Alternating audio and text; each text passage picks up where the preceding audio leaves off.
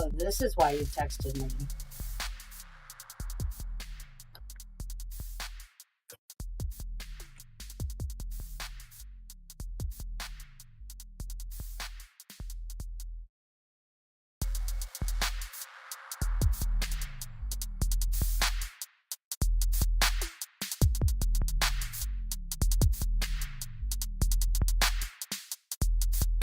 So this is why you texted me?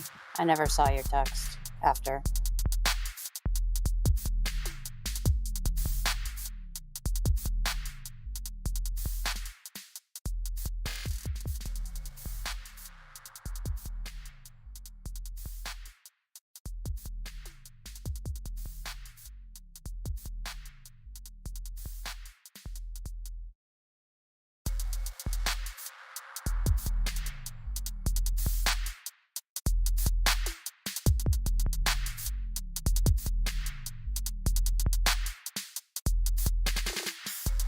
Bueno.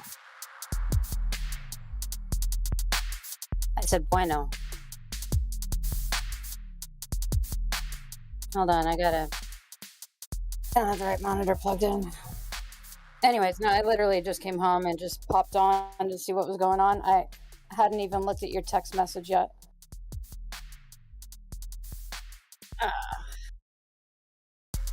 Trying to get my sound on track.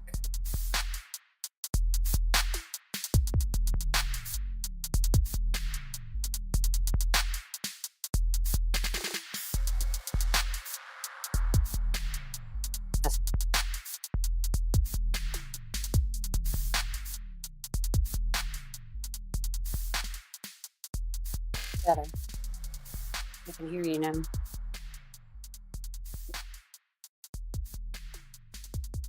Yeah, I can hear you now. I No, I didn't say I had a son. I have no idea. I just got home. I was out. Huh? Oh, back on track. Get my audio on track. Yeah. So what? This is how long does this go on? Because I still have groceries I need to bring up. I have a massive headache.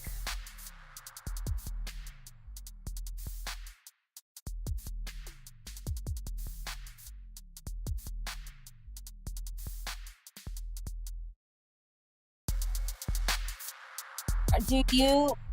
Sorry. Oh, I was going to ask if you watch Mr. Ballin. Mr. Ballin, it's a YouTube channel and it's a podcast. Really good. He does true crime.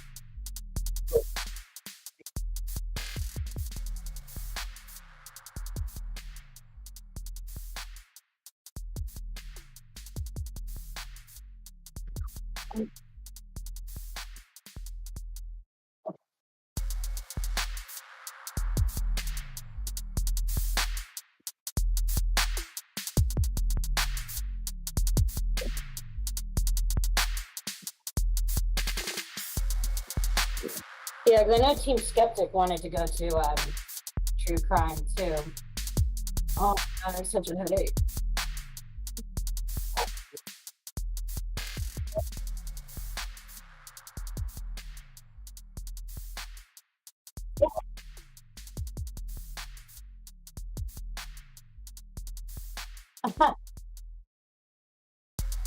That's funny. I'd be surprised to see me. Oh, I don't have my glass. All right, go ahead.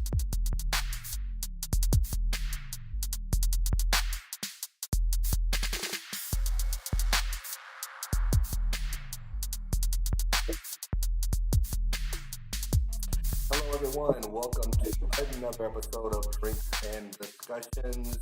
Alongside Megan, I am your host, Brian, and we are coming to you for a special after party episode of Drinks and Discussions.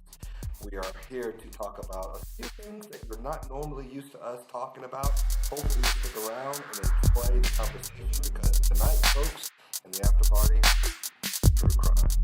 Hope you guys can hear us. If there's some audio problems or video problems, please let me know and I will try to adjust it. As again, if you noticed, I always have problems when I'm in the garage. And I'm happy to be in the garage tonight. I'm going to smoke me a cigar. And if my boy Nathan comes on, I promise you, well, I'm not going to promise anything. I might have problems lighting this bad boy, but I just wanted to let everybody know that we're going to be talking about some true crime stuff. Hopefully you saw the intro I put on there a couple of weeks ago. I apologize for just not getting to it, but I want to talk about it because other people have been asking me about this, and I'm hoping that this goes smoothly. Megan, are you frozen or am I frozen? What's going on here? I have Discord up, so according to Discord, we are not frozen. Okay, but you look frozen on Discord and on the live. Oh, well, that's fun. And you got like this, you got your hand on your hair like this when you're frozen. You're like, oh, it's the sand. Hold on. I will sit in return. Okay. Um, hopefully, I don't have to get off of this and bring out my um, network instead of it being on Wi-Fi. So if I have to get off of Wi-Fi and get on the network, I will do that. Hopefully, that's not causing any problems. Um, hold on one second, guys. I'll be right back as well.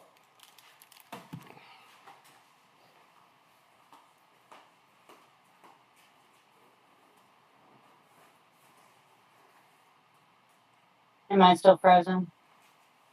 I am going to check YouTube now. Oh, All right. yeah, it was pretty funny. I'm sorry, but I had to get something to poke my cigar with, and hopefully this works. Did you see that you were frozen, by the way? I just went on YouTube and I saw that I was frozen, but now my screen is my avatar, but it's thinking about coming back. Okay. As you know, as always, YouTube is behind. Hey, Fergie, how are you? Good to see you.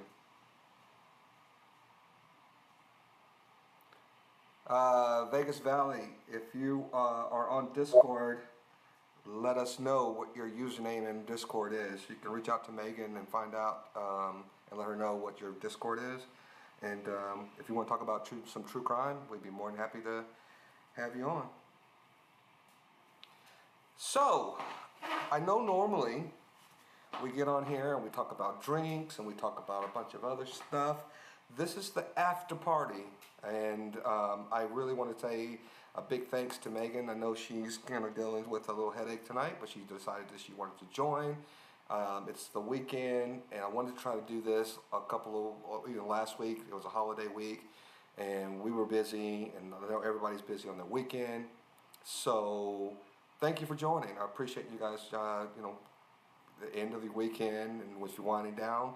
That's why I want to do this after party, because it gives you something to kind of wind down and just maybe perplex your mind just a little bit without all of the other, drama that you may have had going on throughout your last week or your weekend.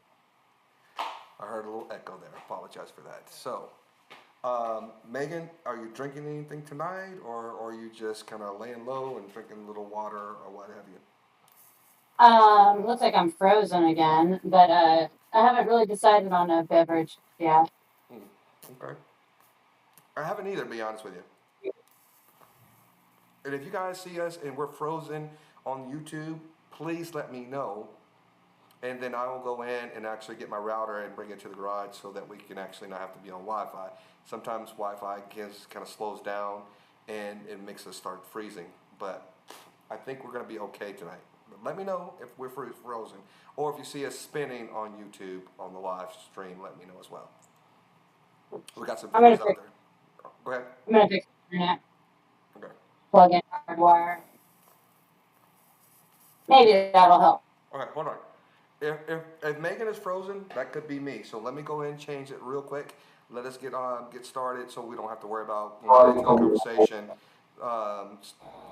Having everybody, I have to get up and go and start changing everything. Let me change it now. I'll be right back. Hold the fort down, Megan. I'll be right back. Well, I'm actually watching this through Joe's stream, so it's Discord to YouTube to another YouTube channel to my computer. So who knows where the freezing is. But yeah, I'm going to fix the internet. Okay. Okay. All right. I'll be right back. Hold the fort down. Okay. Okay, hold on. If Megan is frozen, that could be me. So let me go ahead and change it real quick. Let us get started so we don't have to worry about conversation. Having everybody, I have to get up and go and start changing everything. Let me change it now. I'll be right back. How y'all doing tonight? I gotta open up a few more windows. There we go. I need to get my glasses too. Yep, frozen as usual. I'll work on that. Oh, I'm not frozen on. Although I may have to excuse myself for a minute because I need to finish bringing the groceries up from my truck. And I'm roboting. Wonderful.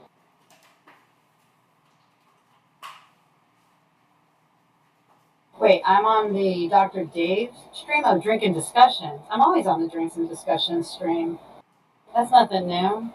When you put DD, it makes me think of Dr. Dave. And I'm just like, what?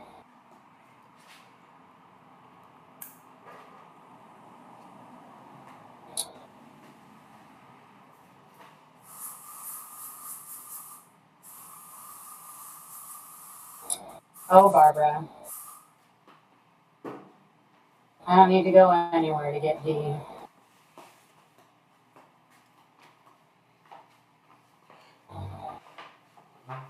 I don't know if they can hear us or see us because we're frozen. Okay. Can you better hear me?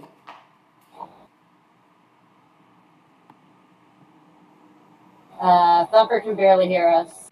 I just turned your microphone up as well. Hopefully everybody else can hear you. I just turned your microphone up and I turned mine up. Do it, mic check group again for me, Megan. Mic check. I'm gonna go get my glasses and then I'm gonna put this around my neck. Okay, cool. All right. So while we're doing that, I appreciate you guys. Hey, Thumper, how's it going? I still see you out there, Fergie. Good to see you. Who else is out there? I know you said hello to Joe. He's out there. Appreciate you guys. We've got a couple of listeners out there that are still just kind of in the shadows. If you want to say hello, feel free to say something in the chat. Again, if you're on Facebook and you're not seeing a whole lot of the interactions, a lot of our viewers have now moved over to our YouTube channel. So go to YouTube, Drinks Discussions. It's the same little icon for the drinking glass. It's not ampersand on YouTube. It's only on Facebook that we have the ampersand. So it's Drinks Discussions. So hopefully you'll be able to see that, and then you'll be able to interact with more people other than just on Facebook. Just gonna throw that out there, just in case anybody wanted to know. How's the sound coming out now, Thumper 88? So hopefully you got a lot of things going on here.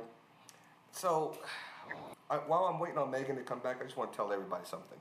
This cigar was given for what I was drinking on at the time. It just didn't hit the right spot. So tonight I'm actually going to smoke this cognac cigar. Thank you, Sharon. And again, she is with Diamonds on the Green. So if you're female, they garner more to female golfers and try to get that sport catered to more of the female participants to, get more involved in the sport. But men can play. I played in their tournament, and hopefully we'll play with some more tournaments with her as well. But Diamonds on the Green is what her organization is, and she gave me the cigar. I want to say hello, big ups to Diamonds on the Green. I know we've got a lot of followers from them because I had her on the show at one time. So I'm going to light this, and then I'm going to tell you what I'm going to drink, and it might surprise you.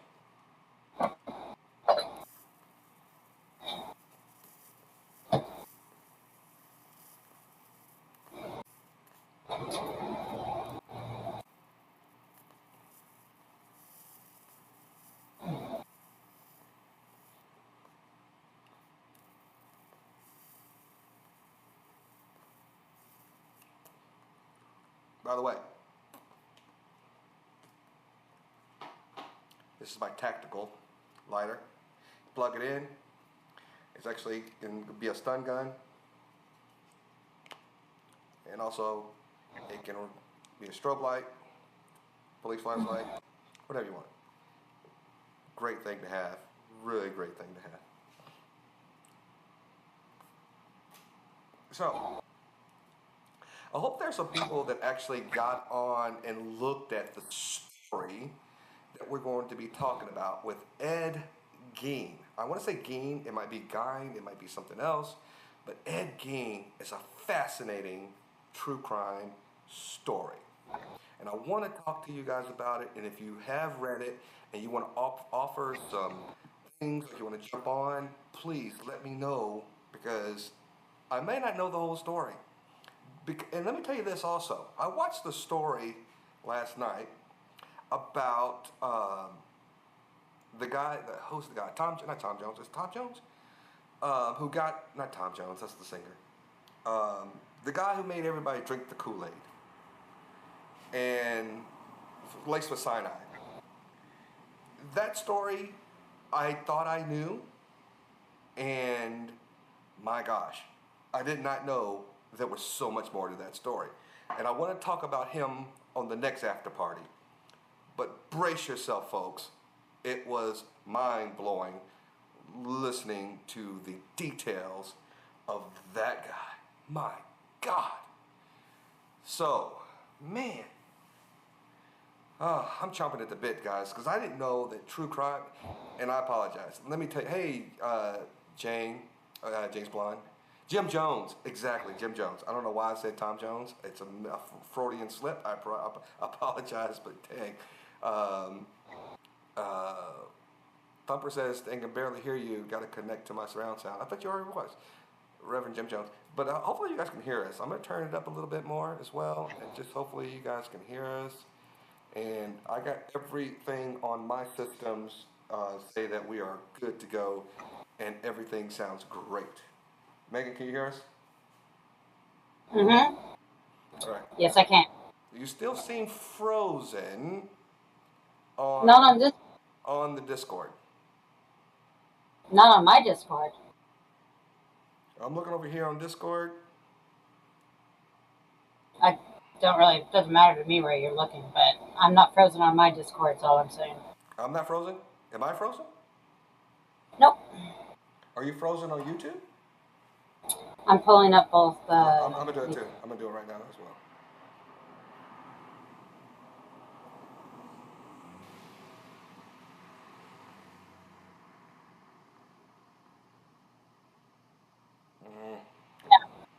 Oh wait.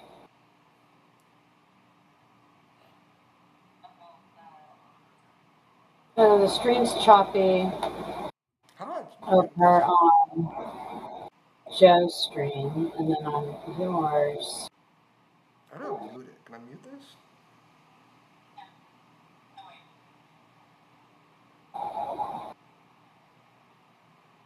All right, you guys in the chat, let us know. What do we look like in the chat?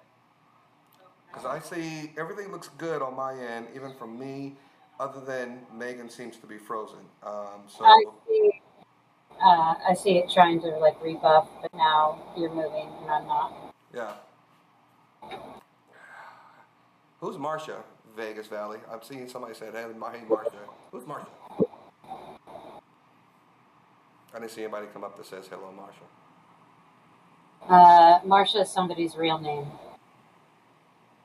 Okay, I'm not gonna go there. I didn't see anything that says anything about Marsha, so we're gonna let's just use screen names in the chat, Vegas Valley. Let's just use screen names, please. And I'm gonna bring mine up just a little bit in case I'm a little quiet. Everybody says I might be a little quiet. I'm gonna bring my microphone all the way up. Okay. Gein, Vegas, guys, we're not going to do this in this chat. Yeah, Gein, Vegas. We're not trying to bring any drama over here. We're talking about true crime tonight. It's the after party. Hopefully, everybody had a good weekend. I hope everybody had a fantastic weekend. This is going to be winding down. We're going to talk about true crime. Hopefully, you have a drink in your hand of whatever type of concoction that you want, and then we're going to get right into the true crime drama of Ed Gein. It's just going to be fascinating. So, Megan, are you going to be sipping on anything tonight, or what's going on over there? I've got iced coffee. Okay. I may have to go into Portland tonight, so I need a little pick me up. Okay, okay. Well, unfortunately, I have had Bloody Marys all day. Oh, that's unfortunate. So I'm drinking beer. Hold on. In a koozie. Miller Lite. So Miller Lite is what we're talking about, right? Or what I'm drinking tonight. The champagne of beers. Or is that Miller High Life? I can't remember. That's Miller High Life. Actually, that's my grandfather's favorite beer, and I'll tell you a story about that later on. But right now, champagne of beers is Miller High Life. So, how was your weekend, by the way? It was so. It was okay. Not great. Not bad.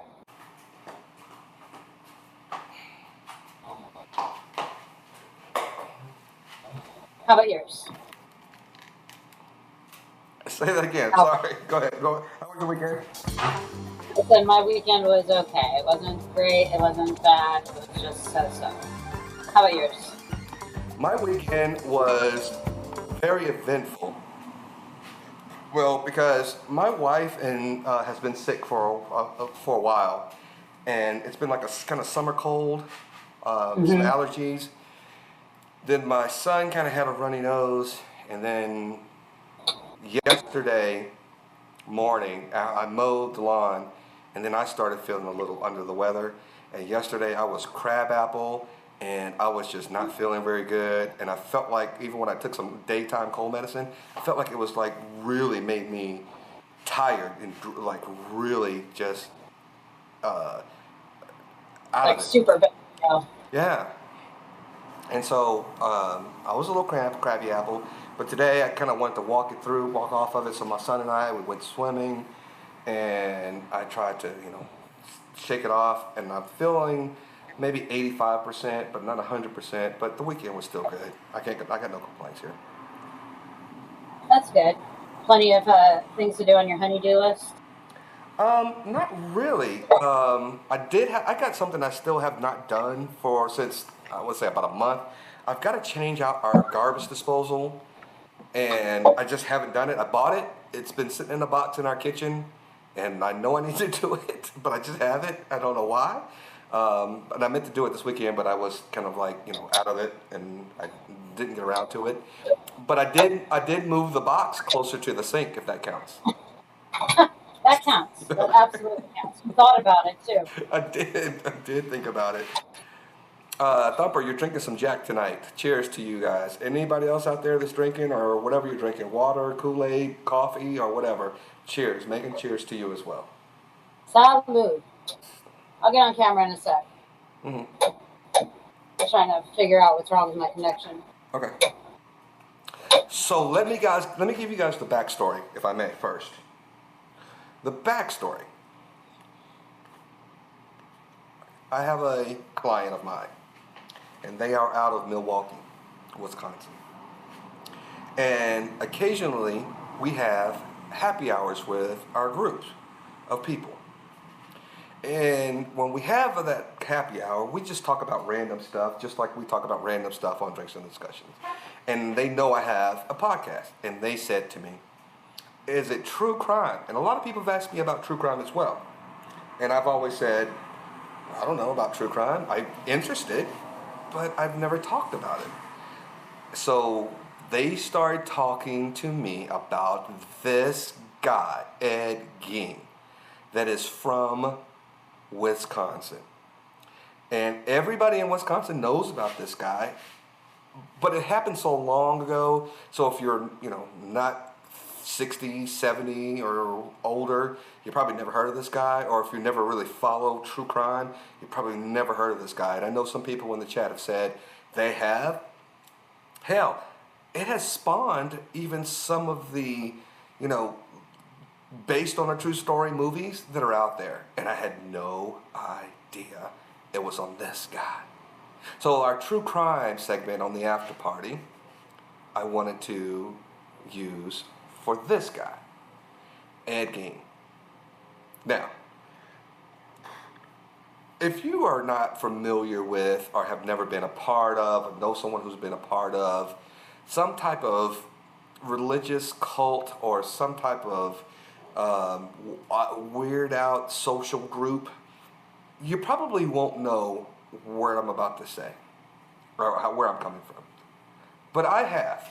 I've been a part of a cult, and I call the Jehovah's Witnesses a cult, where you believe so hard in your mind without any evidence that things are the way they are and things are going to be how they are going to be without any facts. You go in, it's called faith, blind faith. Faith is the assured expectation of things to come without any evidence. So, yeah, Psycho was based upon this guy's story. Let's talk about the mother, folks. Ed Gein's mother, and he had a brother, by the way. His brother was, for all intents and purposes, from what I saw and what I've seen on the articles that I read leading up to this, was that his brother was okay. But their mother was such a way out, women are the devil. And here's the deal. The thing about true stories, have you ever seen Waterboy? The Waterboy's mother is the one that says, girls are the devil, foosball is the devil. And it's kind of in a comedic way. I kind of think it was kind of based upon Ed Gein's mother. Because Ed Gein's mother was, my boys are not going to be involved with women. Women are the devil. Well, the older brother didn't actually believe that growing up. But Ed was. Hello, Highway Star. Good to see you. Fluffy T Cat. Hello. Welcome to this stream. But can you imagine your mother saying to you, I don't care if you love women or not. Women are the devil. You will never, ever be engaged. You will never have relations. You will never be involved with a woman because they are the devil. Can you imagine your mother saying that? I just can't. It's baffling to me. And look, guys, again, I got stories to tell you about Jehovah's Witnesses and the way I was growing up. But we're not going there. I'm just trying to give you a little bit of backstory on what happened. So, Ed Gein's mother was just that type of mother. She wanted to control, she wanted to hover, she wanted to, do all those things to keep every person under her roof, under her spell, for lack of a better word, or a better phrase, if you will. Now, who was Augusta? See, Thumper, I don't want you to bring in other stuff, other people, until after this story. I know there are comparisons out there for true crime, and bring those to me. I really want you to tell me, because I want to discuss more of these things on the after party, but I don't want to talk about those tonight. Bobby Boucher, yes, James Blonde. Bobby Boucher. I had some high quality H2O yesterday when I was golfing. It wasn't yesterday, it was Thursday. And I was supposed to do this after party on Thursday, but I actually went out and told my wife that I wasn't going to come home right after, and we ended up sitting out there and drinking and hanging out with my boy Greg, but that's a different story.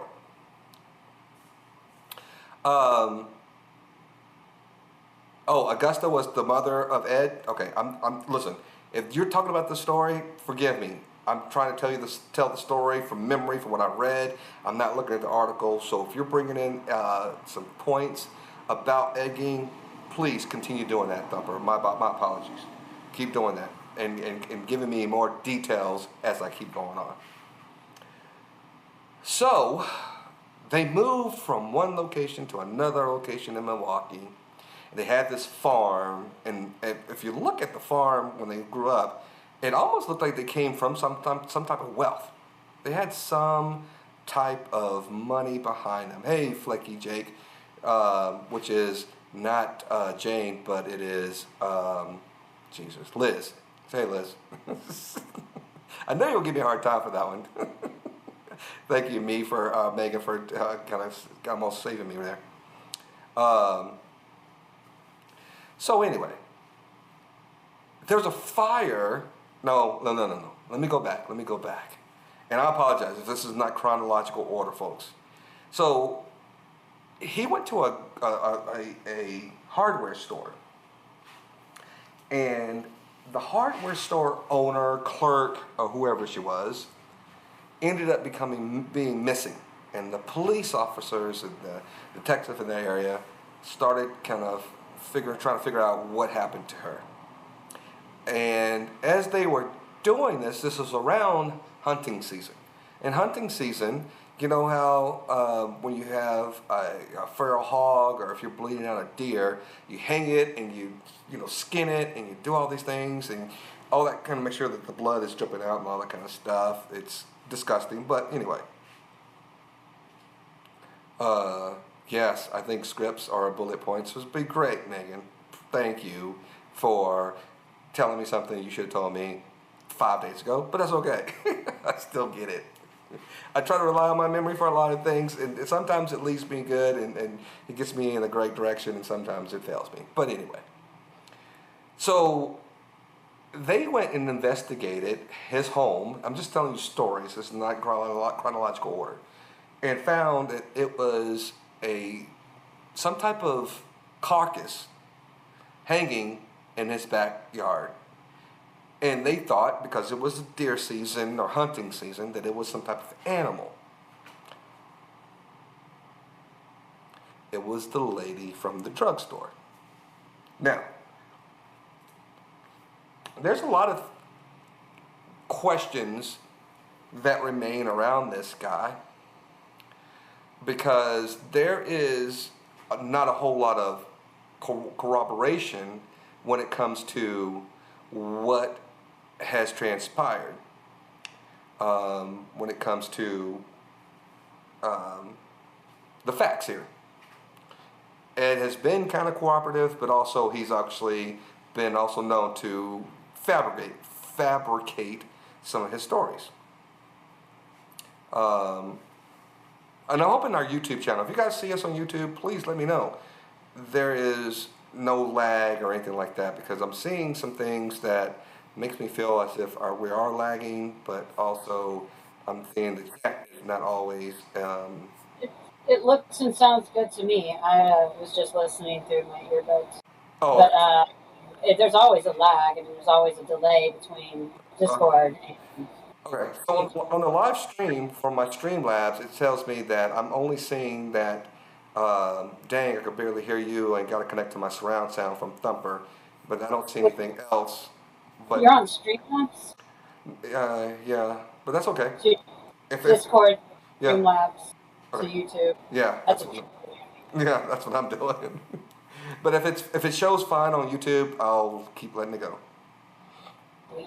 Okay, so anyway. So the brother was one of these guys who was like, my mom's a trip. I'm not believing any of this stuff. It's not what I believe. Hey, hello, Paladin. Good to see you, sir. Cheers to you. So the brother got married. And that didn't sit too well. That didn't sit too well with the old Ed. So Ed decided, as they were in the same family home, that looked like it was like a mansion, guys. It really looked humongous. And next thing you know, there was a fire in the family home. And in the family home, in that fire, they found the brother.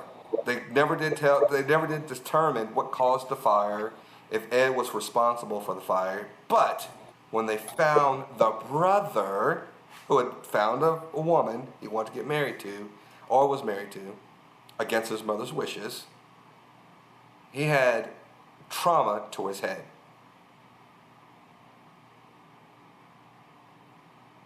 And they never investigated it.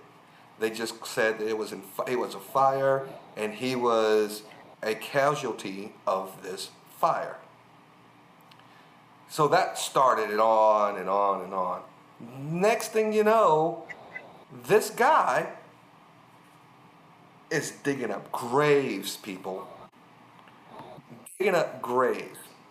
Okay, let's go back. 1957, in a hardware store.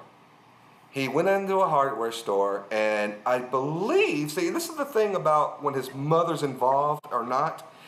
It's because I think he may have not believed what his mother was saying, and I think it was because of that that he may have had feelings for women, and maybe even was rebuffed by this person.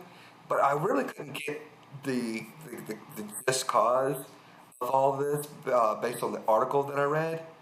But it could be. I'm speculating here, folks. I'm being Dr. Brian the detective, okay? So, anyway, they immediately suspected Gein when she was missing, okay? And they went out to his place, and they looked around, and they were looking at a nearby shed that doubled as a kitchen. I'm just telling you, that's how big this place was. And let me tell you what they found. They found that the lady's body had been prepared the same way as a deer would have been prepared, folks. And then they found, wait a minute, there was so much more behind the fake doors that this guy had at this farmhouse.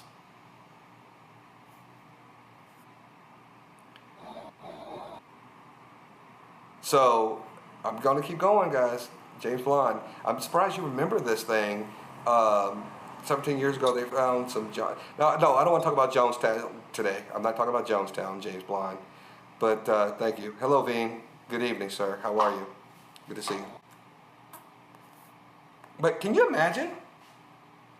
Even if you're a police officer or not, can you imagine walking up on a crime scene and you seeing a body, a human body, stretched out in the same way a carcass of a deer would be? Can you imagine that? Okay, Megan, I hear you. I see you over there. But can you imagine a carcass of a human being and that leads you to believe if you were doing that to a body, what's the next step? Are you eating the body? It gets better, folks. Because as they were, going through the farmhouse, and they were looking in these little makeshift rooms and hidden areas, they found skulls, nose, skin suits, and a bunch of other stuff. A carcass, not a caucus, a carcass. And they were using those things. He was using those things as like a fur coat. He was using parts of human body parts as belts and purses and gloves. It was crazy. So here's why things didn't always seem to be what they seemed. They ended up saying that even though this one person, or maybe two people, were murdered by this guy, is he a mass murderer? Yes or no? What do you guys think?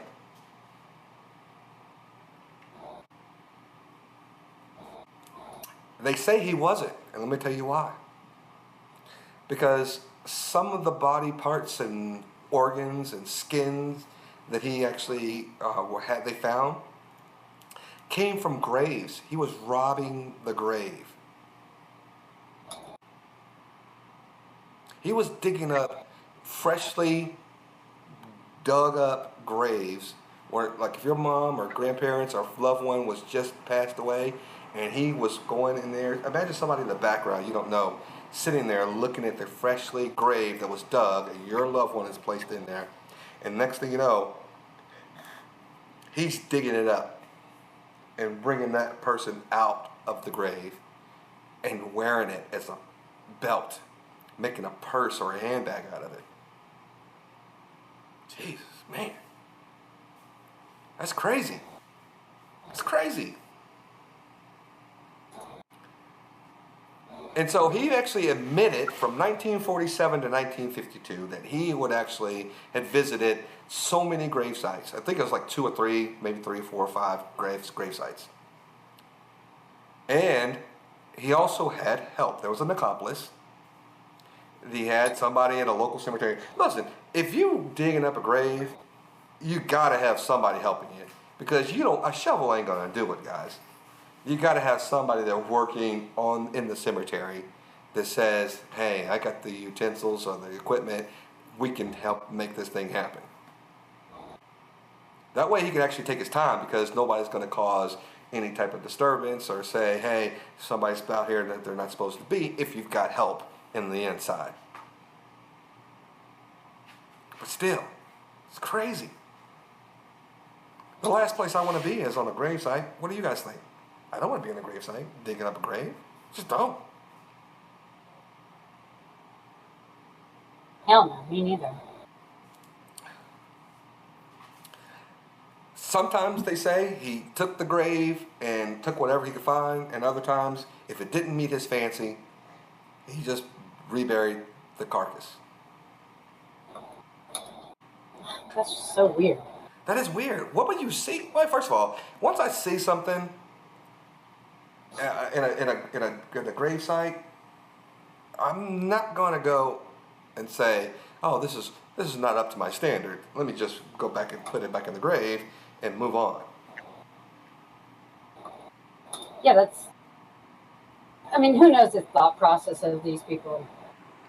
Yeah, I'm look trying to get into a mind of a serial killer or somebody who is like mentally disabled. I am not the guy to do that. I can't put myself in there. And some of the times when you're thinking about this, and again, there have been movies about this guy, and everybody says this all the time. Imagine that if you're looking at this movie and you say, "Oh, if somebody thought it up, it has to be true." Imagine what people are saying about these alien movies when they say, "Hey, there's a whole new dementia out there, a whole new atmosphere, and people who are living like us, but just in a different galaxy." I kind of think that there may be some truth to this. But Yeah. that's another story. Yeah. I'm being conspiracy theories, Brian, right there. Yes, you are. Okay. It's okay. We'll allow it. That's fine to bleach when it's the after party and you're talking about true crime. Conspiracy theories is the best theory. Just saying. So anyway, so people were just kind of asking the question whether or not he's a serial killer again because he exhumed so many bodies from the grave, and believe it or not only was he making belts out of this thing or these bodies that he dug up, he was also cannibalizing them. Oh, that's fantastic. Yeah, if you didn't think it'd get worse, it gets worse. Jesus, wonderful. So there was also an 8-year-old person or 8-year-old body that they exhumed and a 15-year-old person who all disappeared around the same time he was doing all these types of things. They found them in his house as well. But it all comes back. And why this is so weird, and now when I read this, I'm starting to figure out why Psycho was based upon this story. It's because of his mother. Honestly, I don't think I've ever seen either Psycho, the new or the old. Man, I've seen the old one. I don't think I've ever seen the new one, but the old one gave me the heebie-jeebies. Is it? I know people don't use that word anymore, but I was a little afraid once I watched that movie. Oh, we all know what it means, at least. Well, thank you for making me still relevant when I say the heebie-jeebies. But literally, Norman Bates played that role so well, it really scared the crap out of me. And then when I read this story about his mother, I'm like, Jesus Christ, what a mind fuck she did on her boys. Didn't Vince Vaughn play the second Psycho? Mm-mm. I think it was some kid actor. It was a kid actor. that played the doc. He plays a doctor now. He played in a lot of movies and stuff. It was some kid actor, I thought. Vince Vaughn played a spinoff of Trading with Freaky Friday. Yeah, that's newer. I'm talking about like I know that before he really became big, he was in a serious movie like that, and then it turns out he's a comedian. I'm not sure. Now I'm curious. I'll look it up. Yeah, again, look that up and let me know because I had no idea. Let's see. So anyway, they diagnosed him with schizophrenia and an unhealthy attachment to his obsession with his mother. When she died in 1945, he was just so attached to his mother that he just couldn't take it. Yeah, that's definitely not healthy. Mm-mm. Mm-mm. Especially when your mom is telling you that all other women are the devil. And then she dies, and you don't have any other recollection of, normalcy or what anything else is going on when it comes to that. It's weird. Yeah, he was psycho.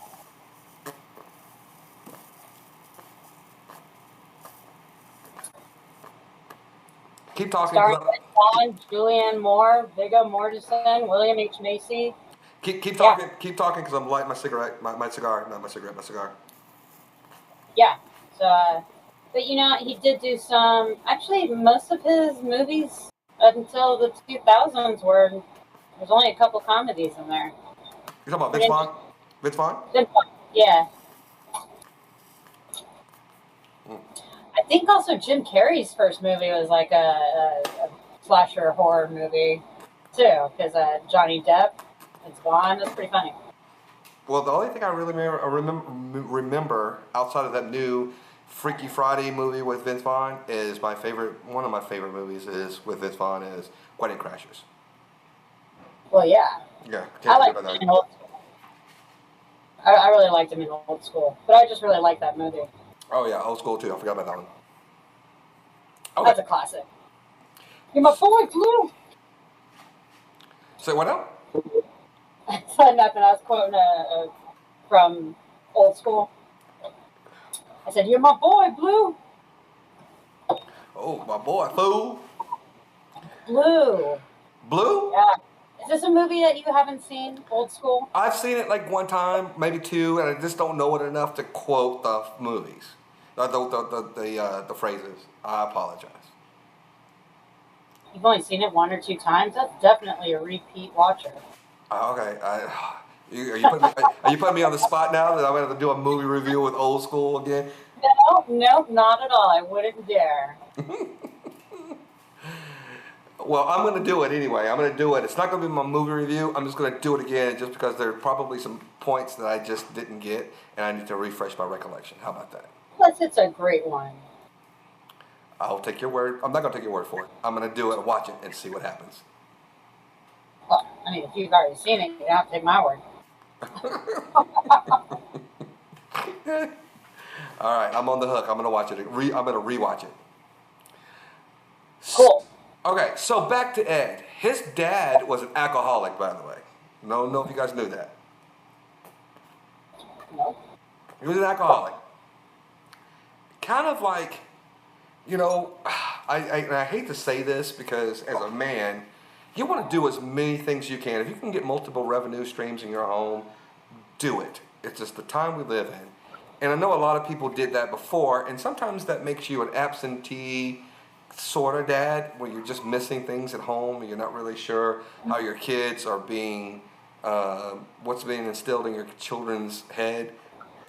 And you put a lot of trust. You got to put a lot of trust in the woman you're marrying to make sure that she's bringing them up in a very level-headed manner as well. So here comes the clincher in my book on what really put him over the edge. Religion. Who's the who's the religious guy that we all know? Bridge the Divide. Bridge the Divide talks about religion, and I would love to still talk religion with him, especially when it comes to John Witnesses. Oh, yeah. I should definitely send him an email. Oh my gosh, I gotta talk to him about John Witnesses. But of course, religion is the devil. People always keep saying that money is the root of all evil. I'm telling you guys, religion is the root of all evil. Just so you know, I say that loosely, not to offend anybody, but I'm just telling you guys, religion has a lot of bearing for a lot of backing for a lot of evil doing. Okay, a lot of evil people always put their faith or their religious backing or their religious backgrounds in the forefront for why they do some of the things that they do. Prove me wrong. That's all I'm asking you. Prove me wrong. Isn't that the name of his Sunday morning stream? Who? Bridge the Divide. Oh, I don't know. I'm sorry. I know. Look, I watch him sometimes. I'm not trying to steal any of his things, but that possibly could have been what he said. Oh, well, I mean, his stream starts at like 7:30 in the morning West Coast. Oh, yeah, so right. I only make it if I'm staying up that late. Yeah, I don't either. Cheers to that. I know. Although last night I did make it to bed before 4 a.m. I'm getting better. You know what? I actually went to bed pretty early myself, even for myself, last night, and I will then blame it on the probably taking medication and alcohol at the same time, but that's okay. I feel better. And by the way, Liz, we're not blaming religion for everything. People blame a lot of stuff. They blame mental illness for a lot of stuff. They blame politics for a lot of stuff. People can blame just about everything for just about anything, and if they can, they will.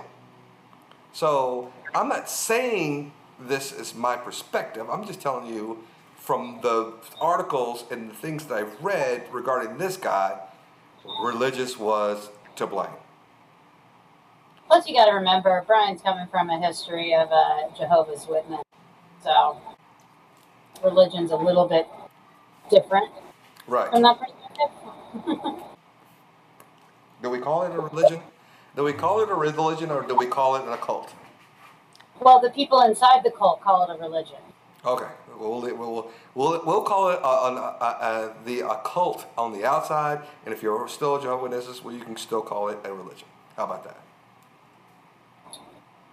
That works. Okay, cool. But anyway, this religion, I'm not sure what it was. They forbid divorce. Lutheran. Lutheran was what it was. And Liz, I know you're making generalizations. I just want to make sure that people in the chat know that I'm not saying religion is faulting for this particular episode or anything like that. There was a lot of things that they believed that every action was sinful, every action was evil. The mother was like the matriarch of this family. She ran the house. She did everything. The father was an alcoholic, and he was a workaholic, and it was just the mother doing all these things and instilling the majority of these thoughts that Ed had with women in general. Imagine growing up in a religious household, and your mother is so important to you that you're obsessed with your mother.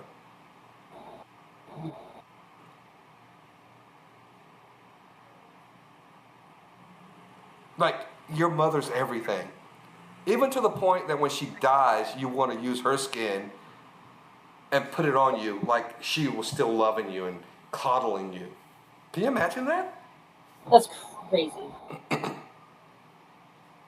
It is crazy. Did you know the first body that he dug up was his mother's body? Fitting. Took her head out of the grave. For what? What did he end up doing with that? Just to have it close to him. just to have a head of your mother that's probably decayed. It's disgusting. Imagine. What kind of No. you're living in squalor. Well, yeah. Sorry. Cat butt in my face. It's probably decayed, disgusting. You got to mute that. You got to mute that, Megan. I know, it's giving me a weird message. All right. Done. Okay. But anyway, can you imagine digging up a grave and then bringing a body part home? And and the grave, they didn't say if the grave was freshly dug up as soon as she died. And so, when you put the embalming fluid and all that kind of stuff in around bodies and preserves them a little bit like that. Can you imagine though having a head in your home for any length of time? That's disgusting.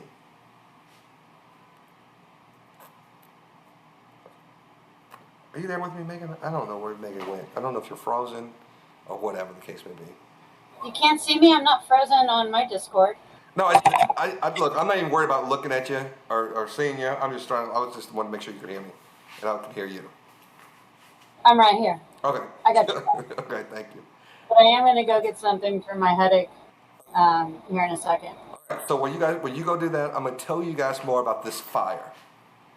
Sounds good. Okay. First, I'm going to get my earbuds going. So I'm still listening at my computer. Okay. So again, the mother was one of these people who was devout religious person who said, I don't care what my husband does, I'm miserable, that I'm never, ever, ever going to be divorced. Now listen to this. The older brother decides he's going to go date someone but who was not only divorced, but had 2 kids, folks. 2 kids!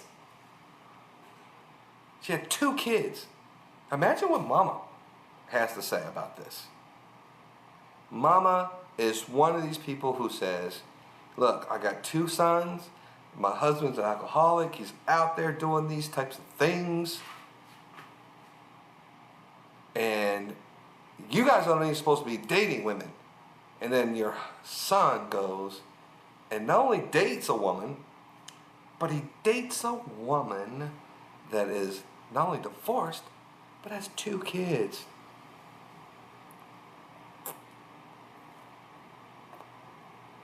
And Ed, Yeah, go ahead, say that again. Sorry? Yeah, he's in trouble with her. Oh, absolutely. Ed used to babysit these kids, by the way. Ed used to babysit these kids. And while Ed's babysitting the kids, his brother moving in, sliding in. So Ed got the okie doke, which is weirdly weird to me. If I'm babysitting this woman's kids, my brother better not be dating the mama. I'm telling you that right now. That's cock blocking. And where I'm from, that's called cock blocking. Because you want to get in good with the kids to make maybe the mom want you, to like you. Go out and have fun with the girls. I'll watch your kids, but then we're going to go on a date later on. But I can also understand. What are you going to say, Megan? What are you going to say? I wasn't saying anything. Oh, I thought you were saying something. Anyway, but one of the things that I'm thinking also is that maybe he knew his brother was dating this person and was babysitting his kids as a favor to his brother. I don't know. I'm not really sure. But anyway, the fire happened. He says he could not find his brother when the fire happened. Now, they found their brother's body in the fire, and again, there was head trauma. Head trauma. Yeah, not the kind made from a fire. Like you've been bashed in the head with a shovel. Got a head trauma. That'll ruin your day. All right. Talk for like 2 seconds, Bacon. I gotta go get me a beer. Hold on. I'm actually going to count 2 seconds. You're never going to make it back.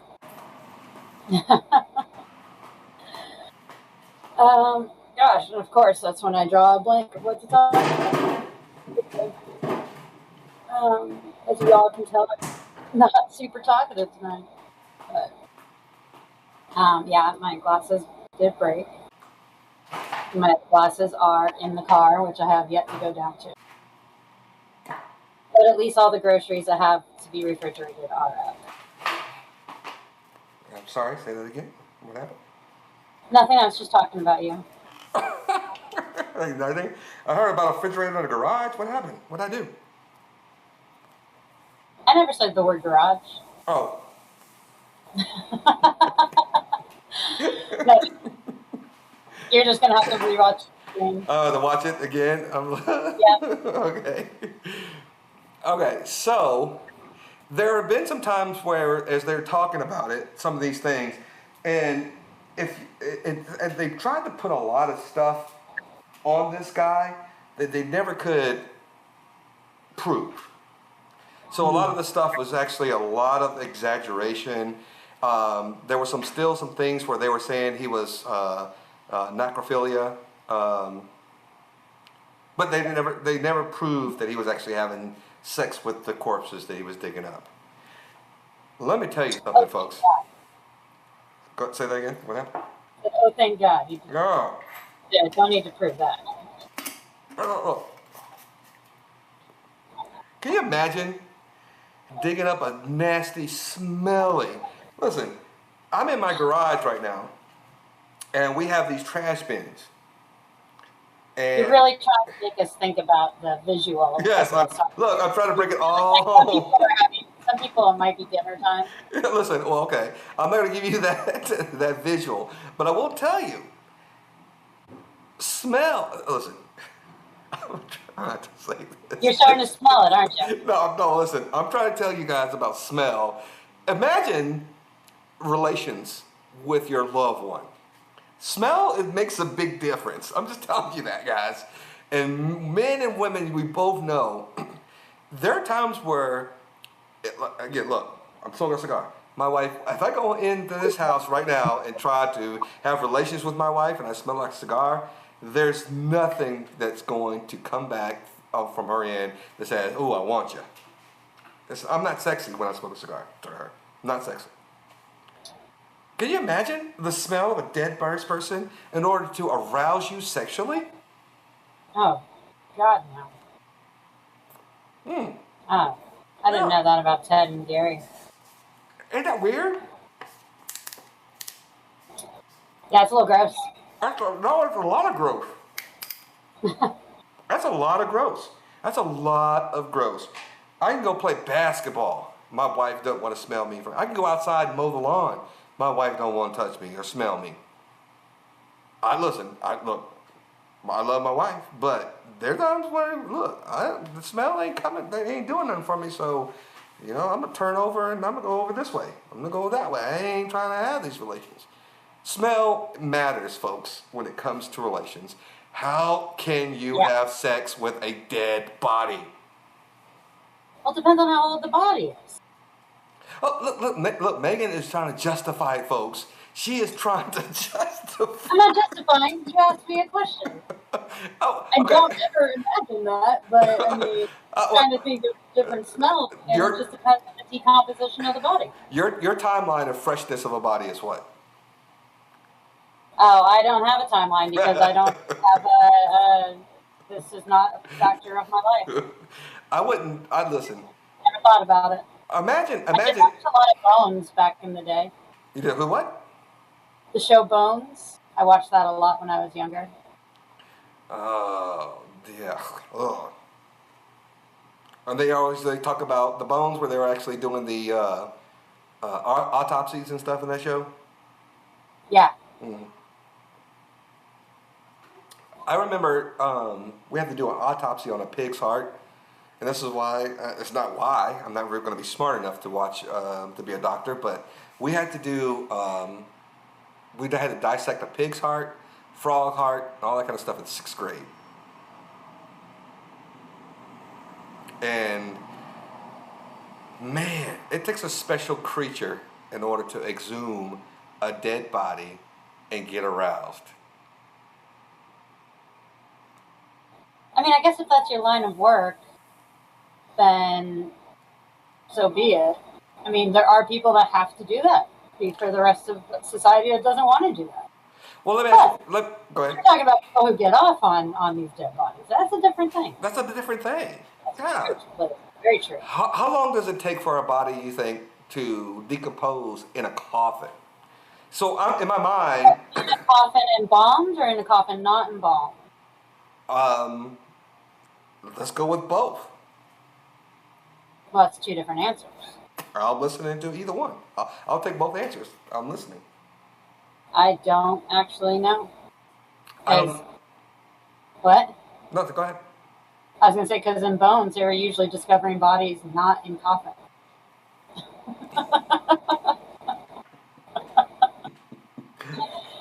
Education for television. Yeah.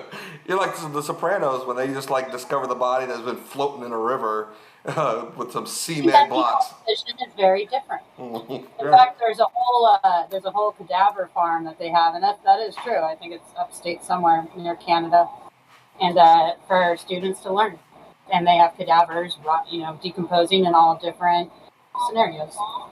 But so there's a frozen technique too. So there are times where they will freeze a body, and there are rumors, conspiracy theories, that even Walt Disney is frozen because they couldn't figure out whatever kind of cancer he had, and they want to see if there's some kind of technology that they can unfreeze him, cure him, to keep him still alive. Damn. Again, conspiracy theories. Yeah. Conspiracy theories are fun. Mm-hmm. So, Yeah. so if you thawed out a body, dead for 5 days, 6 days, thaw the body out, does that body still have some kind of warmth enough to get you to get your jollies on? I don't know. Look, I'm trying to play this. That is a good question. That is a very good question. I'm trying to play this at every avenue that I possibly can play it, Megan. I'm trying to play it in any way to make it make sense. Excellent. That is what we need. I have something I was going to show up on screen. I just don't know which one. And I don't think I ever did this. You got it. Here it comes. And how do I make this full screen? I made it full screen. Cool. You still got to mute that. Mute that tab. Read it. Mute the tab. Hmm? I can hear the stream still playing in the background. Oh. That is because I have it in my headphones. Yeah. I will. Mute that one.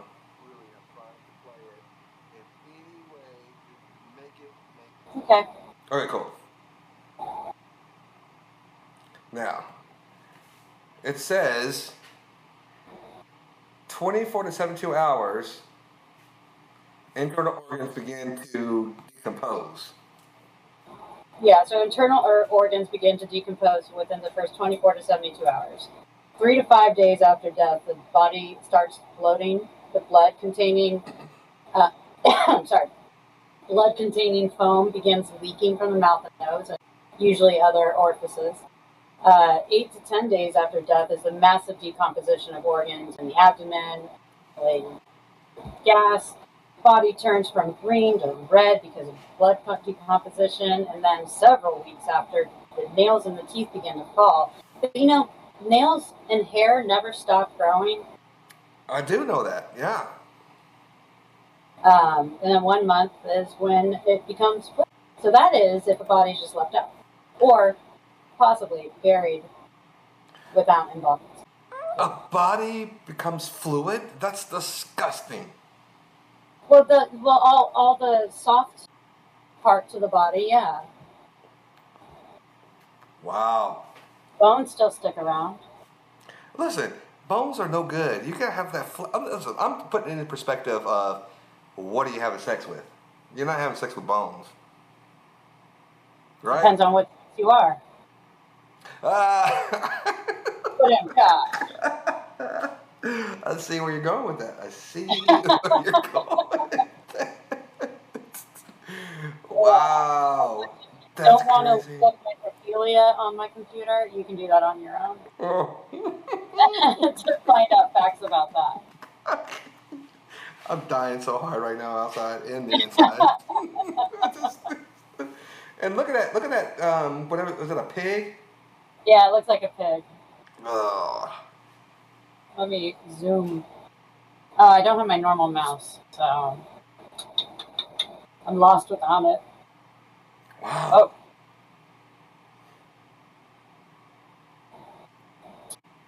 it doesn't give us any No timeline on that. context. Let's see. Interesting. Dry skin, bones, and cartilage. Disgusting. So my question is not my question.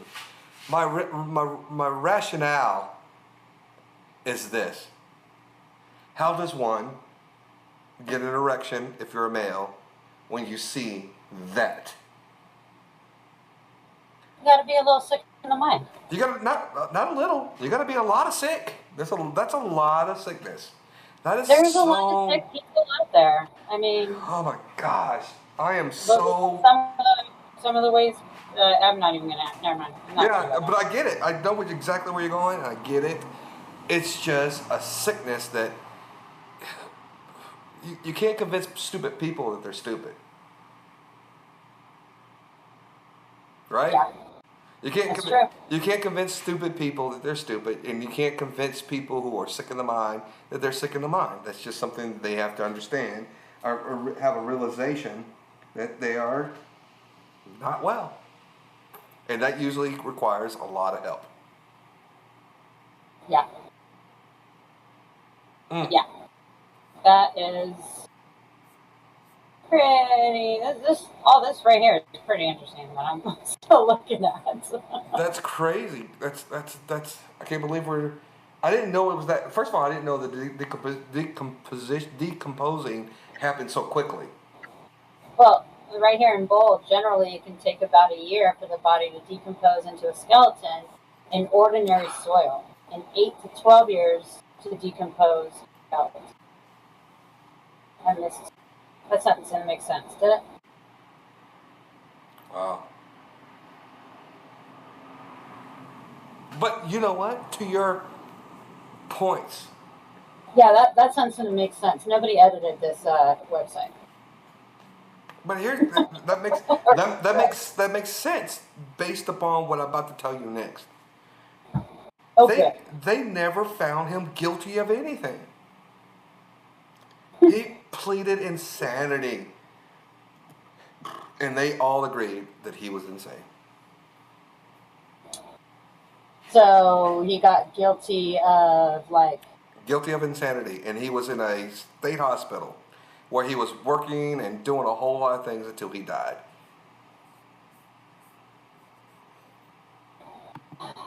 Gotta love the justice system.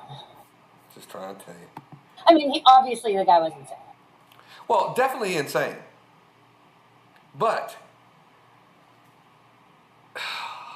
Okay, I'm back in the chat. Sorry, guys. okay. Oh yeah, I still never got anything for my headache. You keep talking. Okay, but at the end of the day, is insanity really an excuse for?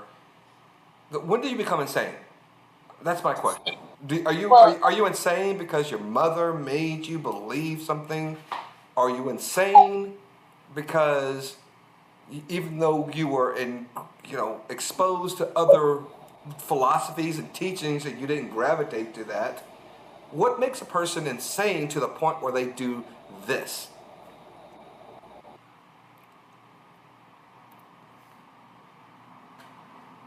I don't think it's any one factor, and I don't think it's all one for any, like, there's no one size fits all. So, Some Sure. people can go insane after a traumatic brain injury. Some people can go insane after years and years and years of the same treatment and abuse. Some people go insane after taking PCP once. Who knows? Who knows, right? But so, how do you determine though? And this is why I talk to people when we talk about the gun laws and guns don't kill people, people kill people. Insane people kill people. What if I'm lucid right now in the world, I know right from wrong, and then I walk into my house tonight, and whoops, my wife has a man in her bed with her, and that makes me go dark. So then I go out and I go get my gun and I shoot her, the lover, and everything else that's in this house. Is that insanity? Yes, but that is a type of insanity that sometimes is temporary. Call it like a crime of passion type thing. So, if you're a part of a religion, and this is where I'm going with this, I'm sorry, I'm not making this a religious, you know, podcast. If in a part of a religion, and my religion says that it's okay if someone does this to you, that you can use violence or even up to murder if they do it to you. And I believe it because I've only known this religion from birth to now. No one's told me anything other than this. And I go and kill them. Is that insanity?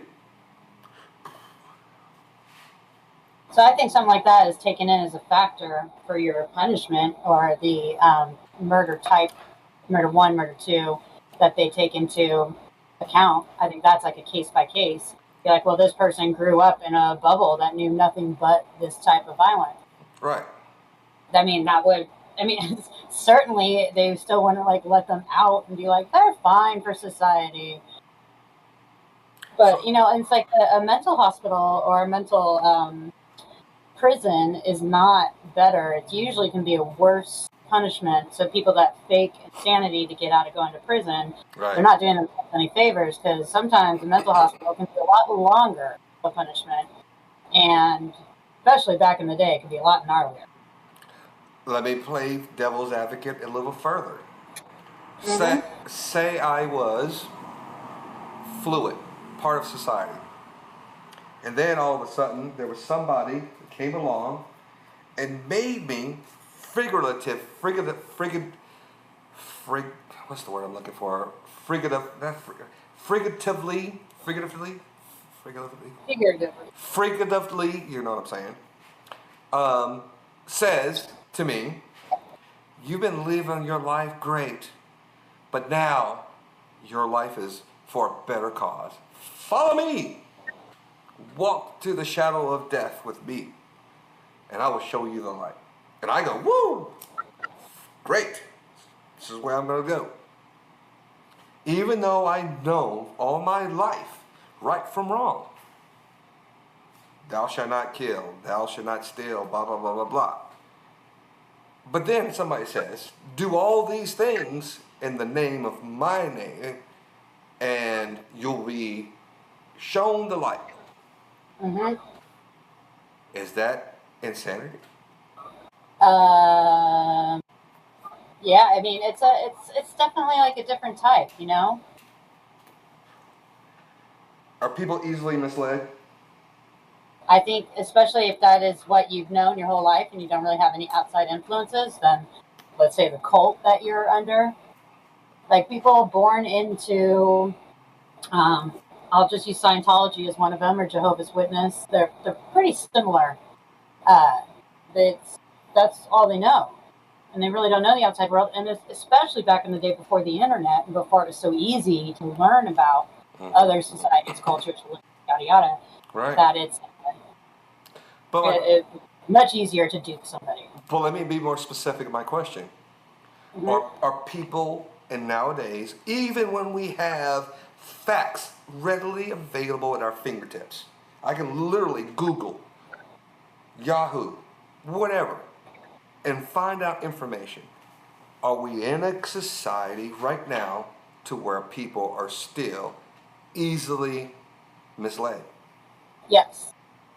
Because Why do you how say that? easy is it for, I mean, well, look at how many people just don't trust anything that comes out of our government. Like, let's take Right. flat earthers, for example. They think NASA's a lie, that all of the governments are a lie, that the Antarctic Treaty is a lie, and that all those governments are in on it. It's like all these people are in on the flat earth and hiding it. And there's a lot of people who believe that and are like-minded to believe that with other subjects other than flat earth. And the power of facts and misinformation at our fingertips is helping spread that word. So take that as you will.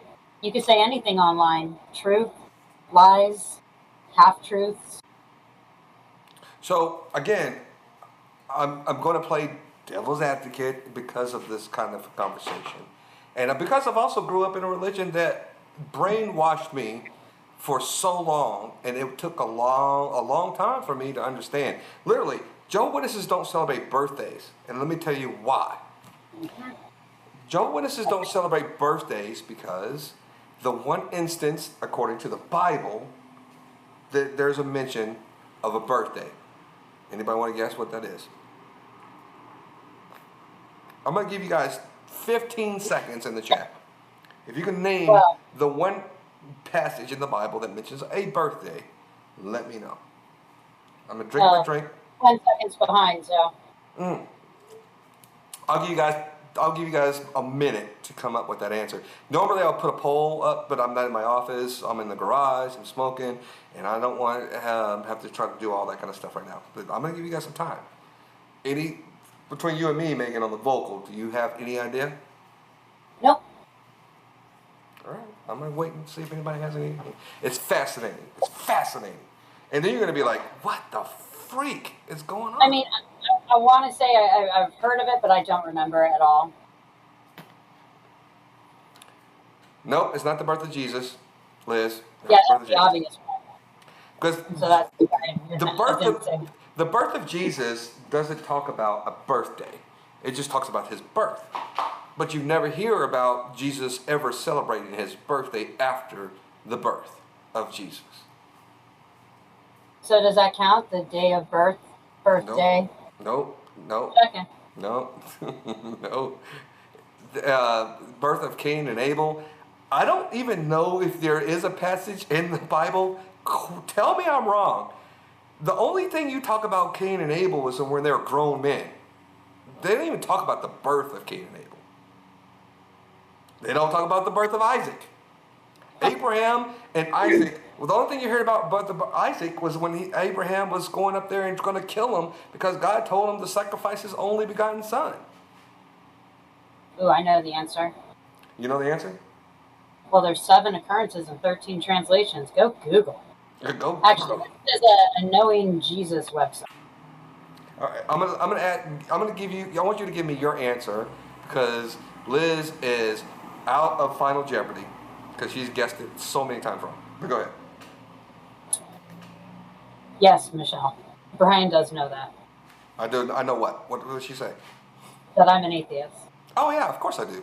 But most atheists, not me, know the Bible more than people who know follow the Bible? religion. I'm not saying super religious people. I'm saying like people that believe in religion and follow the Bible. Usually atheists know more about the Bible. They're constantly arguing it.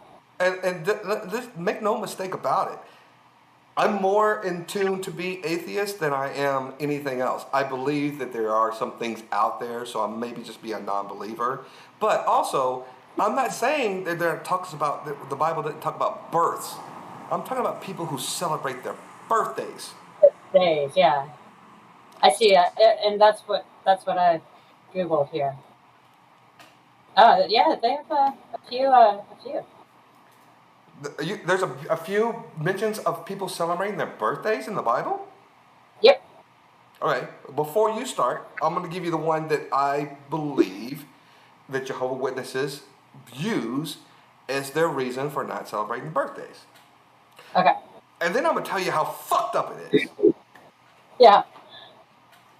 All right. By the way, we're getting way off of that, gang. I hope you guys really had a good, real true crime. We're going to get better at the true crime stuff. I'll get more prepared, I promise.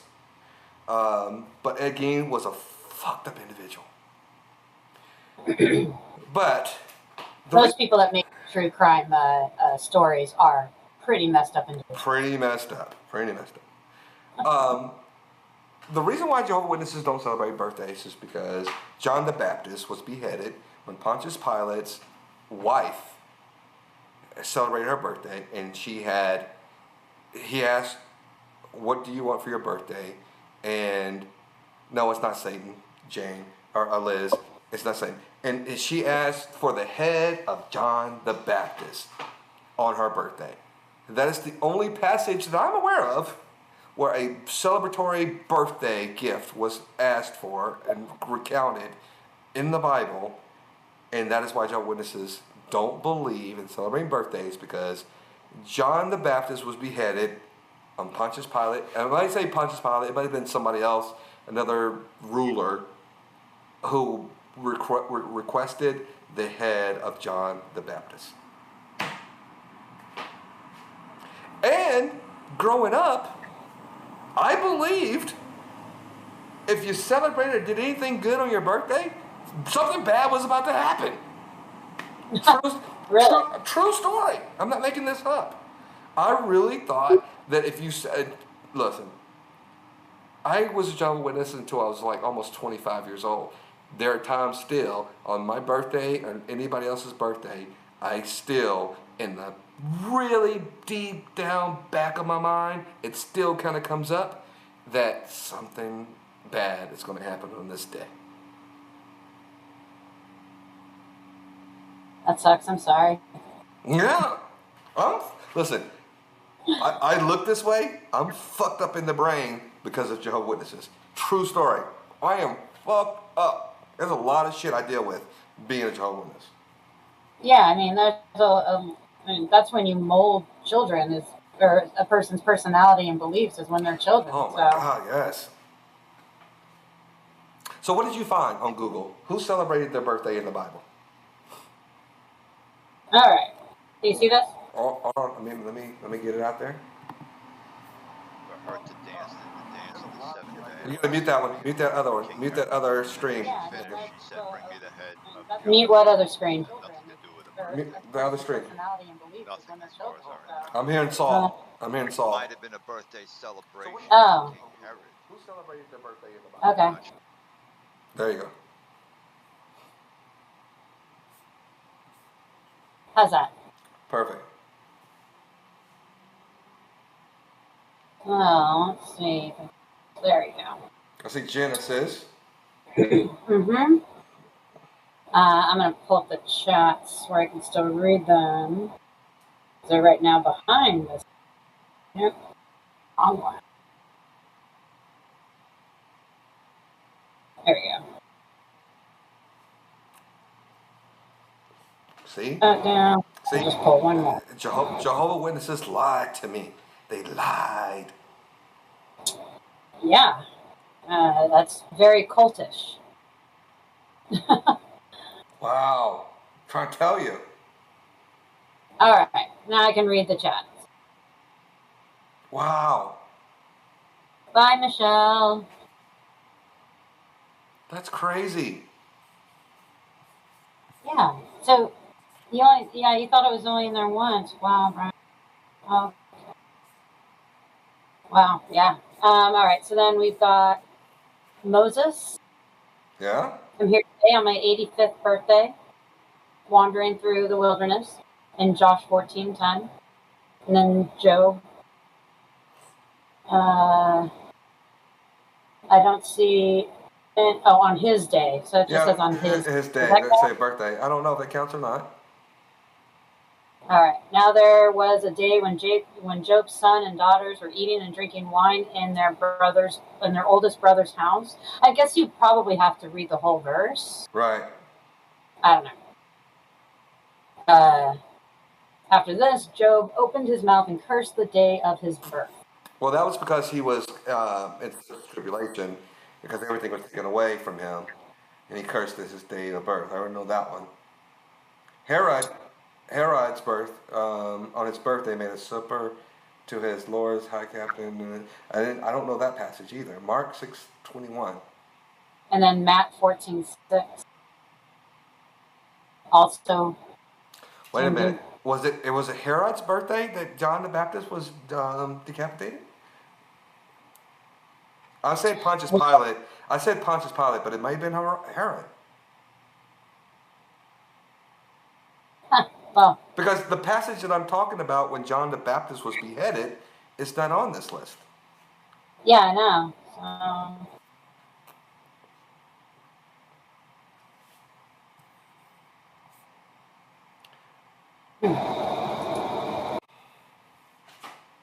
I'm saying something's going on too with the connection. I apologize, guys. You might have to go back and make some comments because I'm not really seeing a whole lot of things in the actual stream and seeing other people's comments. I see Liz's comments, but other people's comments I'm not seeing. Call me sir. I don't know if that's I don't know if that's whatchamacallit or not. What? Not Irish Demon, but who is Call Me Sir? I know I've seen that name in there before. Calling you sir? In the chat, if somebody says Call Me Sir, it's their username. Oh, I did not know that.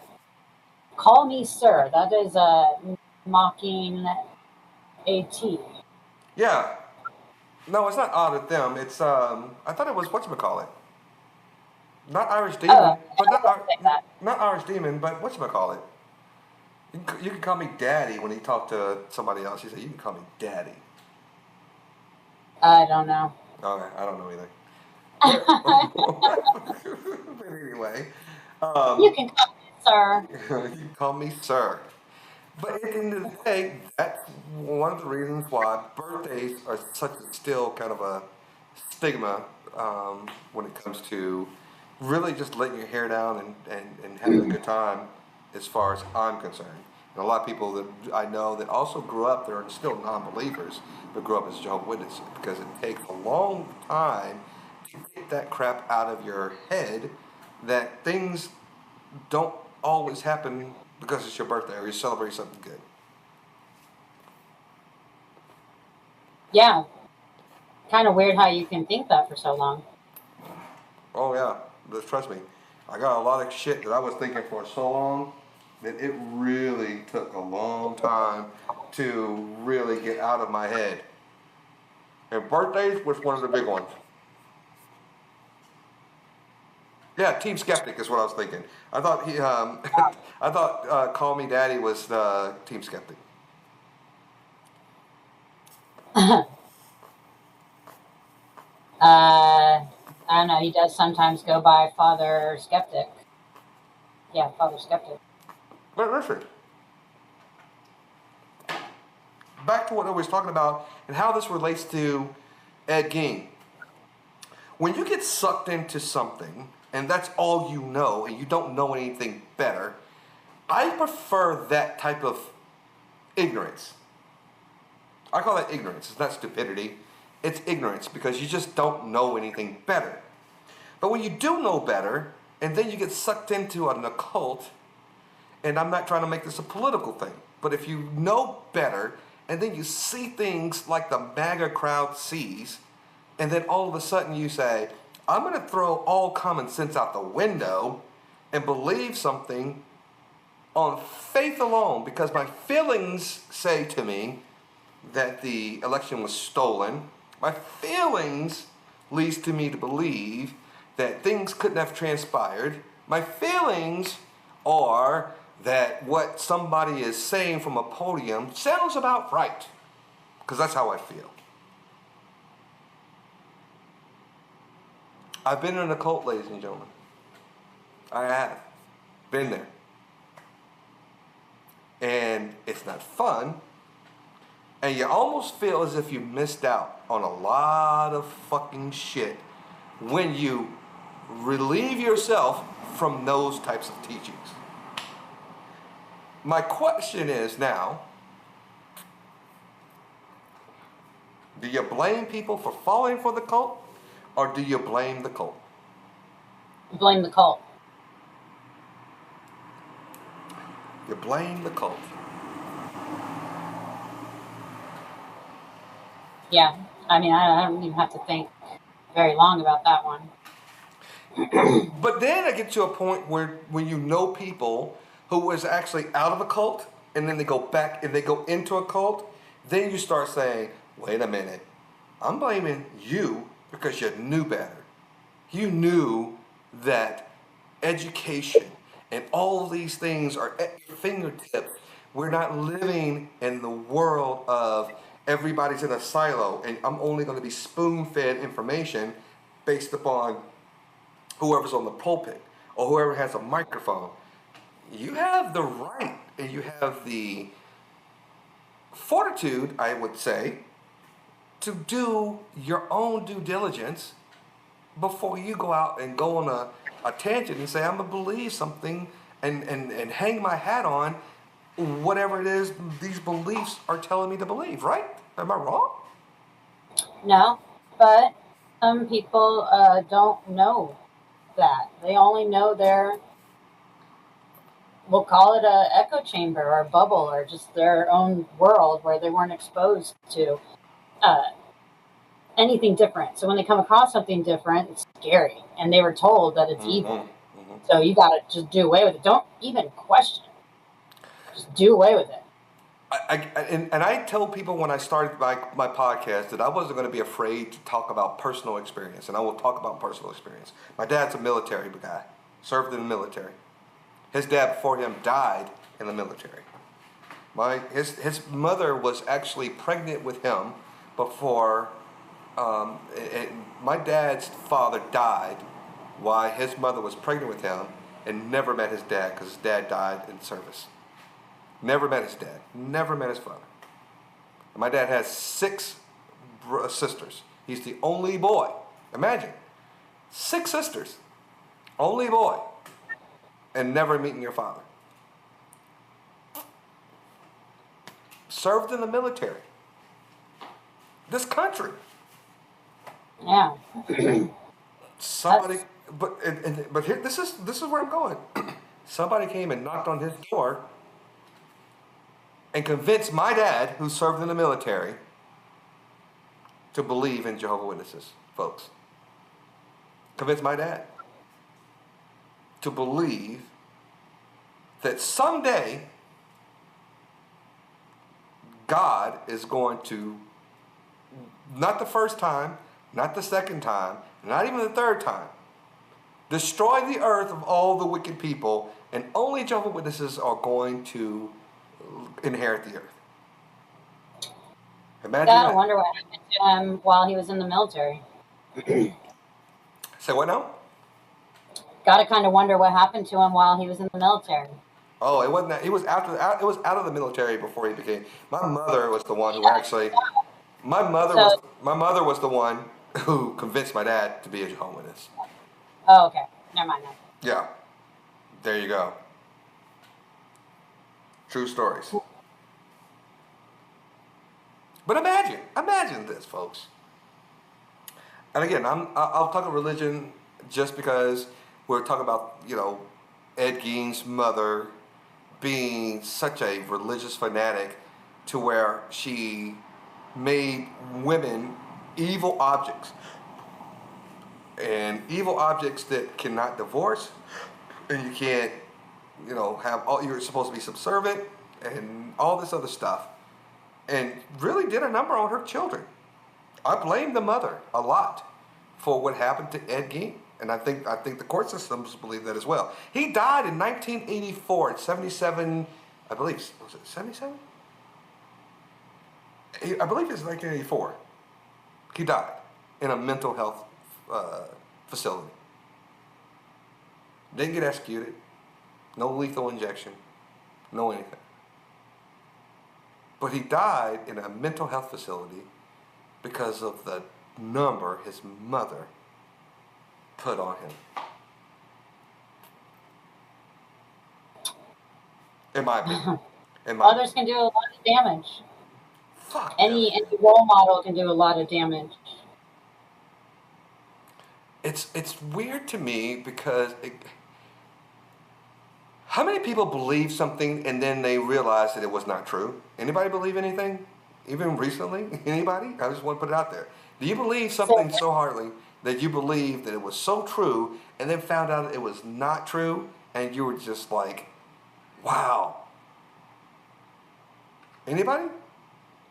I'm pretty sure I have. Just think about that. Say that again? I said I'm pretty sure that I have. I just have to think about it. Yeah, I mean, if it's not religion, it might be a little bit different or hard for you. It could be a loved one. Did you believe something in a loved one? You said, "My God, I believed it so hard that then I found out that love was not requited, and it was this person was or this female and this male was doing something that I got hook, line, and sinker, and I found out that was not to be." Because I was being led astray.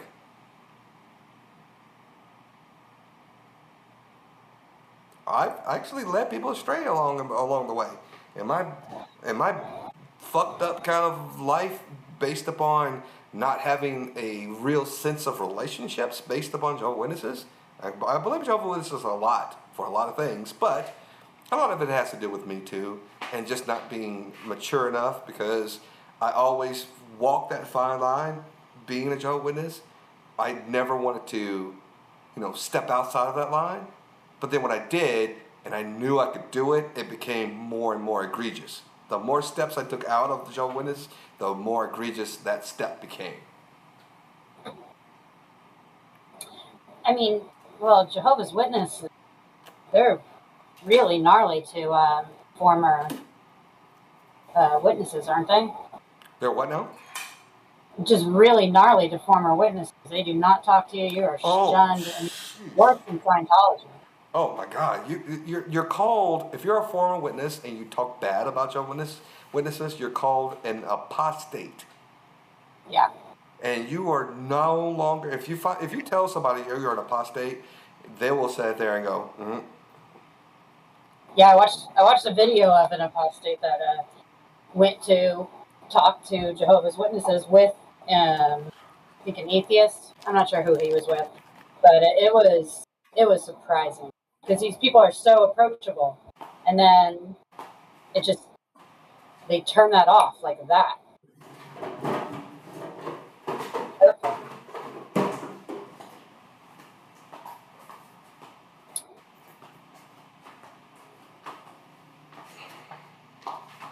Have you had to come?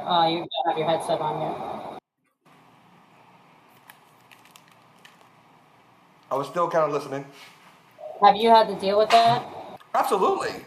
Listen, one of the stories that I have that I will tell people all the time is that my best friend, when I was growing up, I'm not going to tell you his name, was a Jehovah's Witness. And I grew up and he was my best friend going up through all the way up into high school. And so when I had moved away and went and did some schooling elsewhere, came back, and what my cousin, who's still a Jehovah's Witness, said, "Hey, I know this guy." He's like, "Oh," I said, "What? That's my boy." I invited him over to my house. I was single at the time. Pool table, everything. Invited him over. We're going to grill some steaks and everything. He came over. We had a great, great time.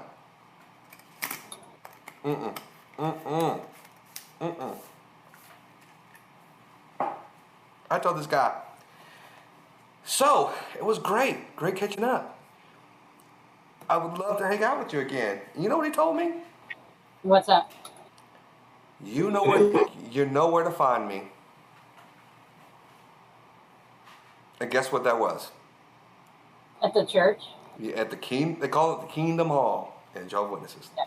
You can find me at the Kingdom Hall. I'm like, wait a minute, dude. You done came here, ate my steaks, played on my pool table, watching all the sports you want to watch, and then all of a sudden, when you're end of the night, you want to act like you don't want to know me now? It was like That's pretty messed up. it was almost like it was like a recruiting kind of a thing. Maybe I don't know. Yeah, I mean, I hear they do that. Oh yeah, That they try to get back in, Mm-hmm. even a pot. Mm-hmm. All the while, this fool divorced and all this other kind of crap. I'm like, geez, dude, you going through the same bullshit I've done. I ain't been in Jehovah's Witness in like forever, and you want to act like you're holier than thou. Yeah, messed up. Well, call me sir. I'm not trying to make it about my life. I was actually trying to make it about Ed Gein and what we were talking about and how his mother was so religious that he drank the Kool-Aid and believed everything about his mother's life and what her aspirations and rules and everything else that he became so obsessive with women as being the devil, and that caused him to actually commit some of the things that or some of the crimes that he committed.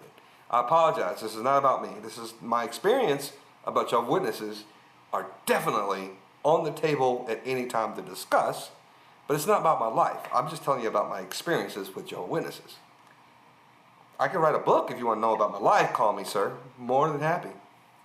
More than happy. If you want to listen to me about my life, it's pretty interesting, by the way. Well, we got on religion, and then I mean, I find the fact that Brian comes from Jehovah's Witness fascinating, and would love to pick his brain. So that could be my bad. Call me sir. I'm just gonna call you sir. But here's the deal too. If there's a religion out there that says you cannot congregate, you can't associate with anyone else outside of your religion, because if you do, you're going to be ostracized from this religion, that in itself is an occult. And Jehovah's Witnesses believe that. Jehovah's Witnesses believe that you cannot associate. When I was going to school, thank God there are a lot of people who thought I was cool when I was growing up. Because a lot of people on my Facebook are friends from my high school, junior high, and other schools that I have attended. And they didn't see me as a Jehovah's Witness kid and being awkward and trying to find myself. They were just like, dude, I miss this guy because he was a smart guy, he was a fun guy, he was a cool guy. And that's why I have so many friends on my Facebook page. Oh God, I haven't been on Facebook in forever. Well, I do only because I want to keep up with a lot of my distant relatives and distant friends, and a lot of things. Even when we did a moment of silence for my friend who lives in Austin, he just lost his dad the other about a week ago, and those are the things why I actually look up on Facebook, because I just want to make sure I'm up to speed on other people's lives. And a lot of people put stuff on Facebook just to make sure people know, hey, we're still out here. I don't have to call you every day. Don't call me. Because if you ever call me, I probably will never answer my phone. You could text me, that's fine. But if you call me, I will never answer it. Yeah. I'm on the phone all the time for work. So when I'm not working, I'm just like, no, spare me. I'm I'm terrible at keeping in touch. I'm the worst. But, so, and again, to bring this full circle, if you're so ingrained in a belief system, regardless of religion, and then you go out and commit crimes based upon that belief system. Again, beliefs are not factual based. Beliefs are just because someone said something and you say, I'm going to believe it without any factual evidence. Yeah, it's faith. Faith. So do crusades count? Does what count? The crusades. You got to explain to me what the Crusades is all about. I'm a little. The Crusades were when England basically tried to take over the world back in King Which king was that? It was King Richard. King Richard the Lionheart. I'm going to have to brush up on that one because right now, at this moment, I'm a little ignorant on that. Oh, yeah, it was a big old religious push to conquer land. Oh, okay, okay. Gee. Similar to the Inquisition, Oh, okay, okay. the Spanish Inquisition. Well, listen. And here's the deal too. Have you ever noticed? It's the people who are the most vile, uneducated, ignorant, baddest people in the world that people seem to follow. But here's the deal: the uneducated people. I hate to say this. There's a lot of. Say, know what that?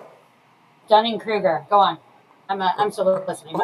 Well, my thing is the people can expose especially in America, the level of unintelligence that we have by saying some of the most dumb things, and people gather around people who are the most ignorant, and they want to follow the ignorance to a whole new level.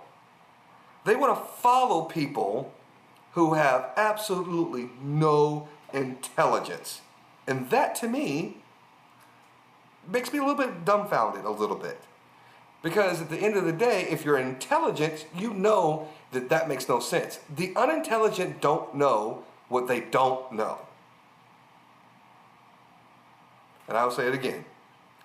Unintelligent people don't know what they don't know. Yeah, that's the definition of Dunning-Kruger. You've heard of the Dunning-Kruger effect, right? Again, I've been drinking all day, starting with Bloody Marys. Educate everybody, Megan. So, and a good example, and I'm going to use this group of people again. Flat earthers are well known for Dunning-Kruger. They feel that they are experts in a subject when they know nothing of that subject. Gotcha. Yeah. Mm-hmm. I was going to pull it up and get the actual definition, but I like giving examples because then you can kind of really put it in or relate to it more. Oh, so it says the Dunning-Kruger effect is a type of cognitive bias in which people believe that they are smarter and more capable than they really are. Essentially, low ability people do not possess the skills needed to recognize their own incompetence. Wow. There's a few presidents that have this effect. You know, it's funny because you call that now self-awareness. You have to be self-aware. That's a lack of self-awareness on this one. Lack of self-awareness, exactly right. Lack of self-awareness. It's almost like one of those things where they used to say back in the 80s, weak-minded people are easily able to be hypnotized. Yeah. You can hypnotize a person who's got a weak mind. I don't know if hypnotism is still real. I don't believe in that. My mind is stronger. I could never be hypnotized. But there are weak-minded people that can easily do that. And smart people, educated people, can still be misled. I get that, Jane, or Liz. I see that. People can actually inherit. Hi, Tier 7. I've never seen Tier 7 in the chat. Glad to have you on. Tier 7.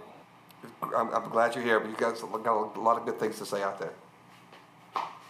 Go ahead. Yeah. No, go ahead. You're mid-sentence. But I started my IT career as being the manager of a help desk. And the person who hired me said this. He goes, the one thing that makes a good IT person is not knowing what you're doing, but know why you're doing it. That's number one. Number two is it's okay to know what it is that you don't know. So don't go up there and start working on a system and you don't know what you're doing, but you're just fiddling and you're fiddling and you're fiddling and you have no idea what you're doing. But know that you don't know what you're doing. That's self-awareness. Go and ask for help. Go and get educated. Go and ask questions. Go and get multiple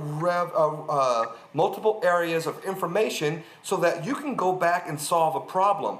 When people go to one source of information and use that as their sole basis of their knowledge, it's just baffling to me. Well, I do believe in hypnosis because like hypnotherapy has worked. It worked for my mother. She was one of the people who found my brother when he passed away, and like she couldn't get that image out of her head. Every time she thought of him, like that image would go in her head, and so she went to a hypnotherapist who just kind of replaced that image with a better one, much better one.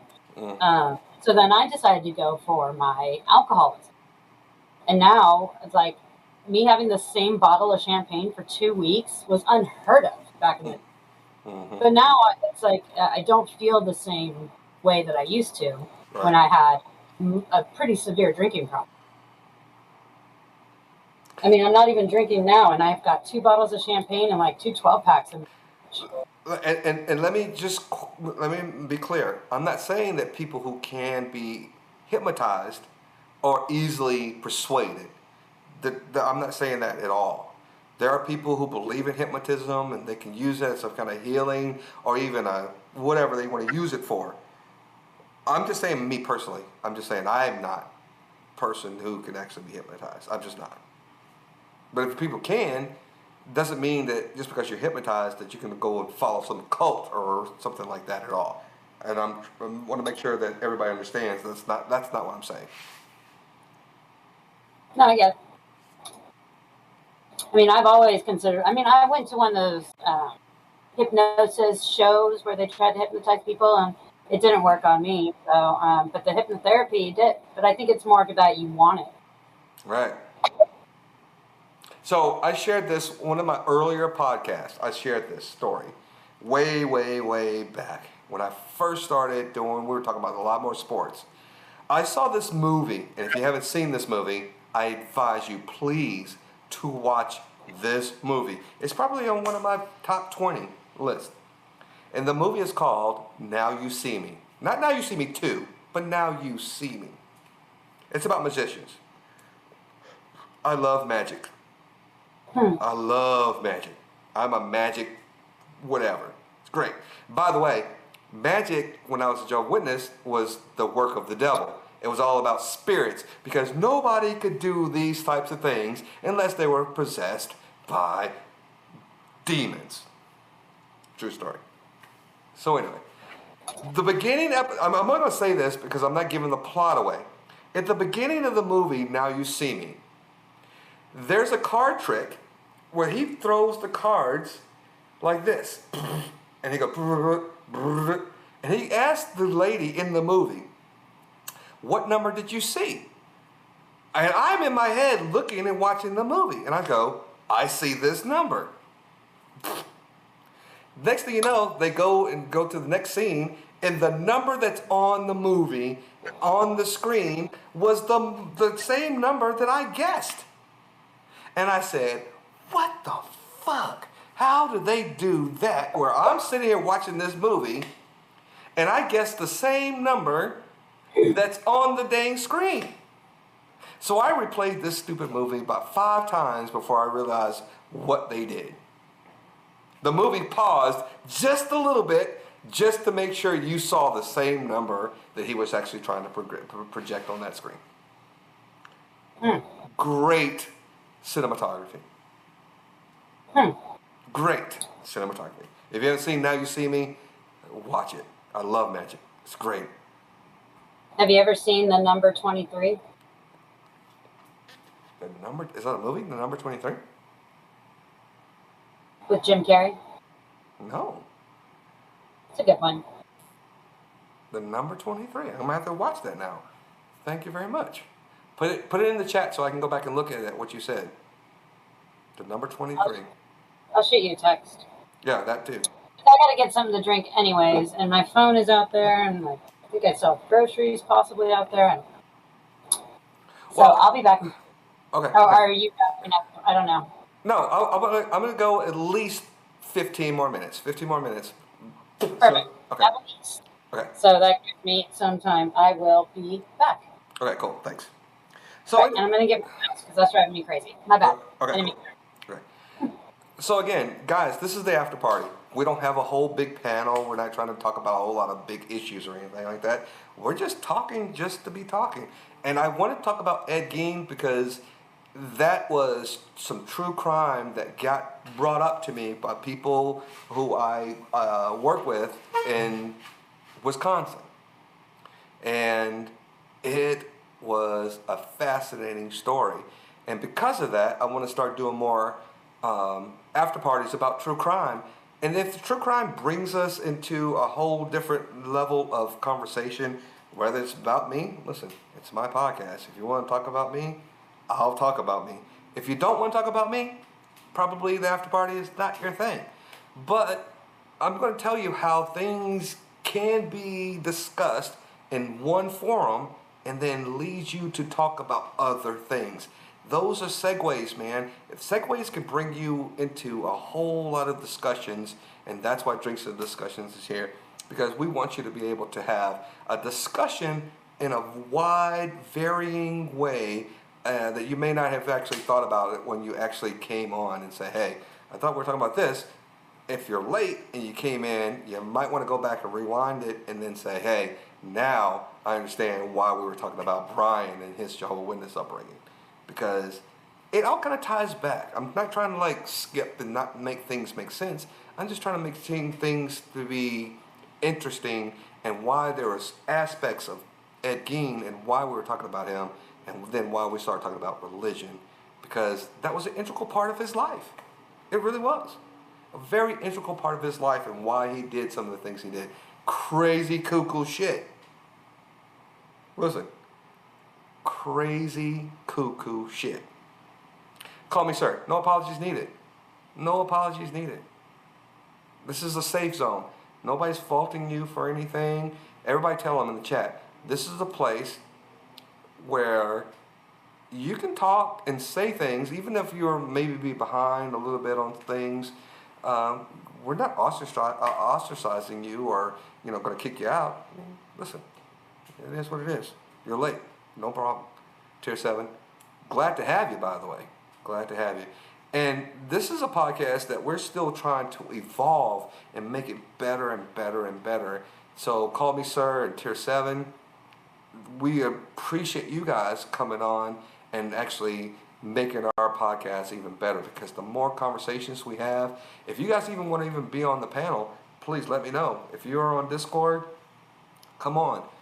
We'll be more than happy to get your perspective, because I know I kind of carry the conversation with Megan on the after party a lot. That's because there's only 2 of us right now. We usually have like 6 people on our Tuesday podcast. So yeah, Ed Gein was a sick fuck. He was a sick individual. Norman Bates. There were some other movies. I wish I could recall what I read about so many different movies that were loosely based upon his story. Tier 7, you're Nicole? Okay, Nicole. Nice to make your acquaintance. I appreciate you guys. Anything you guys want to say between, we got 10 minutes. Again, our after party is supposed to only last about an hour. And here we go. We're almost at 2 hours. Listen, Liz, don't you ever say you're not valued. How dare you? How dare you?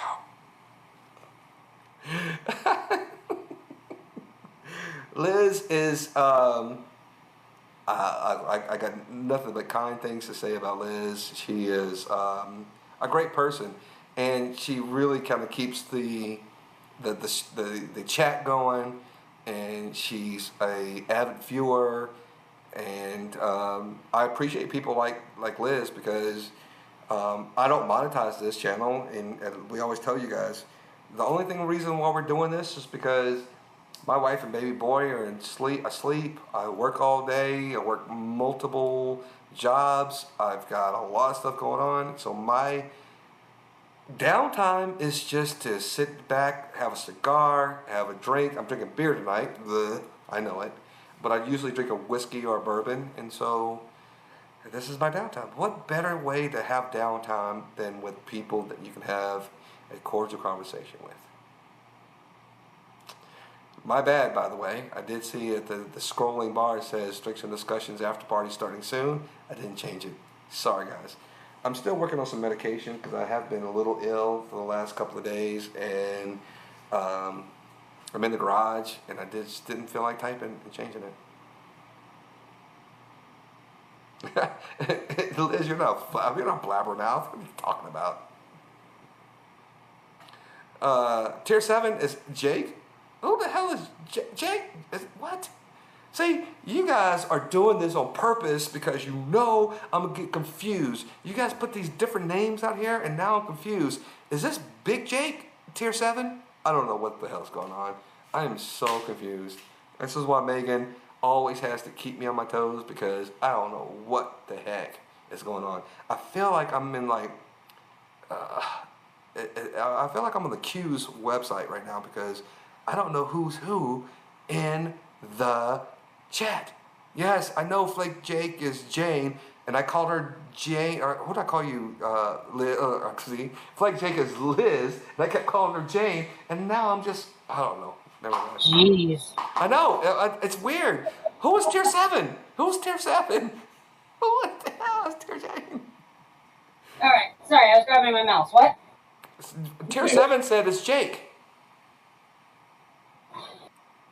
Who's Jake? Who said who's Jake? What? Tier 7 said Tier 7 said he is Jake. Oh. Okay. But is it Big Jake? Who is it? Tier 7. It is Jake the Swagger Snake. The who? I don't know who Tier 7 is. Oh my god, I'm so confused. That's one of those things where I don't want to use StreamYard because StreamYard is like, it's blah. You can't do the customizations that we do. You can't have all like the surround graphics that we have. And Tier 7 is Nicole from Front of the Troll. Nicole? Nicole? Oh no, Nick. Oh. Is Nicole from Front of the Troll? Is that Tier 7? I don't know. Well, geez. Well, I didn't know that, Nicole. Welcome. Thanks. Jeez, I mean, I'm glad to see you here. I didn't know that, but hey. Hello there. Welcome, Mrs. Troll. Yeah, because this is probably something that, you probably are not used to being a part of because we don't talk about anything that you guys do over there. So I appreciate you guys, being a part of this nonsense because it's totally different from what you guys normally do. But thank you for coming over. I appreciate that, and thank you for listening to me talk about cults and religion and all that kind of stuff. We talk about politics, by the way, over here as well. Not tonight, but we will talk about politics soon. Yeah, and usually the hot topics that are plaguing the world. Absolutely. But I will tell you, we do have a podcast coming up on Tuesday. And I will tell you this also. There is another January 6th community hearing on Tuesday. So is that going to be the topic? I don't know. Depends on what happens, what comes out of that. Listen, I still believe there's a lot of people drinking the Kool-Aid from Donald Trump. This is not a Republican Democratic thing. Again, let me preface by saying this. I am a centrist. I am right down the middle. There are things on both sides that I agree with. I don't lean one way or the other. Extremist on either side is dangerous to this country. I will never put my trust, and again, based upon my religious background, I will never put my trust in one single man. Just because you are a pastor and you want to act like this or do these things and say these things, you as a human being does not trump, no pun intended, does not trump my feelings over the religion. You can go to hell as a human being, but if I'm a Baptist, or if I'm a Christian, or Southern Baptist, or Episcopalian, or Protestant, my faith in my religion is far more important than my faith in you as a human being. People who believe in one human being, I'm still trying to gather why. What was that? I said people who put their faith in a human being over their religion, over their politics, I can't understand. I'm trying to figure out why people put their trust in a human being over the overall belief in a organization. So if you're a Christian or a Protestant or a Catholic or whatever, why would you put your faith in one person over the overall concept of the religion or the political party?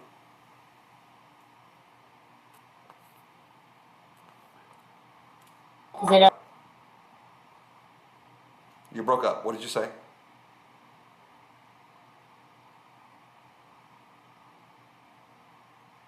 What'd you say, Megan? Where'd you go? Can you not? You broke up. I heard You still can't hear me though? Now I can hear you. I heard you cannot, and then you went blank, and now I can hear you again. Weird. I haven't really done anything different, but my computer just kind of did a little freak out thing. Okay. And by the way, Tier 7, it might be good if we just call you Tier 7, and I apologize for actually bringing your name up, because what I don't want is to have people on our channel with the nonsense. Yeah. Okay? This is a nonsense-free zone. Yeah. It's still nonsense full because we talk about all different types of subjects, but that nonsense. Right.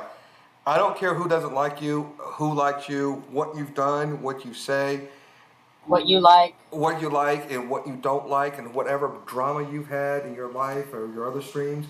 We don't want that anywhere near here.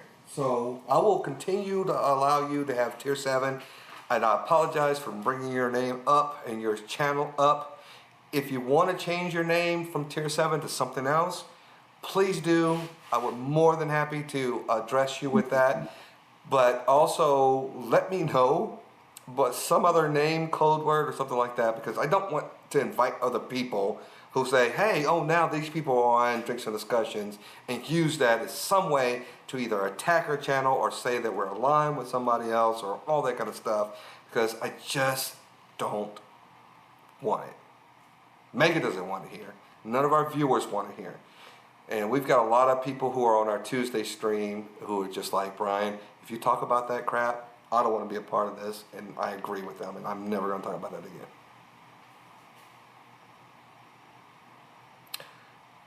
All right.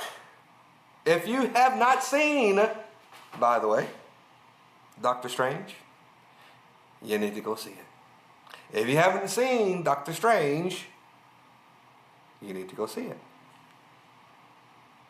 Just letting you know. It's the best movie I've seen in about 4 weeks. Outside, listen, don't get me wrong. I apologize to Megan personally. I will apologize to Megan on air. She did recommend Shawshank Redemption. I had never seen it, and it is a good movie. I've actually watched Shawshank Redemption 4 times since then. I don't know where Megan went, but hopefully she heard that, and now she's coming back. I hope you heard that. Nope. I told everybody, I said, Doctor Strange was a good movie, and I said, however, it was the good movie I've watched a couple of times. I said, I've watched Doctor Strange so many times, it's almost as good as what Megan suggested, Shawshank Redemption, which I have never seen until you suggested it, and I've seen it like maybe 4 times. Shawshank is that good of a movie. Mm-hmm. You've seen it 4 times? I've seen it 4 times.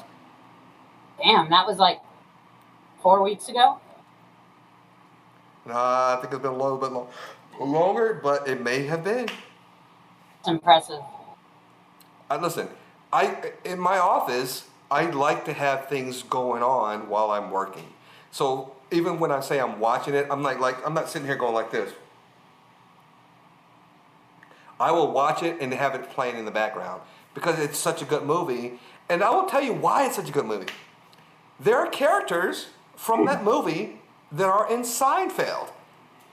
You don't even know, people, if you're a big Seinfeld watcher, why that is important. That's a great, great segue on how Seinfeld was such a good sitcom. Because you didn't really know how many people were in Seinfeld, just typecast, little small little roles.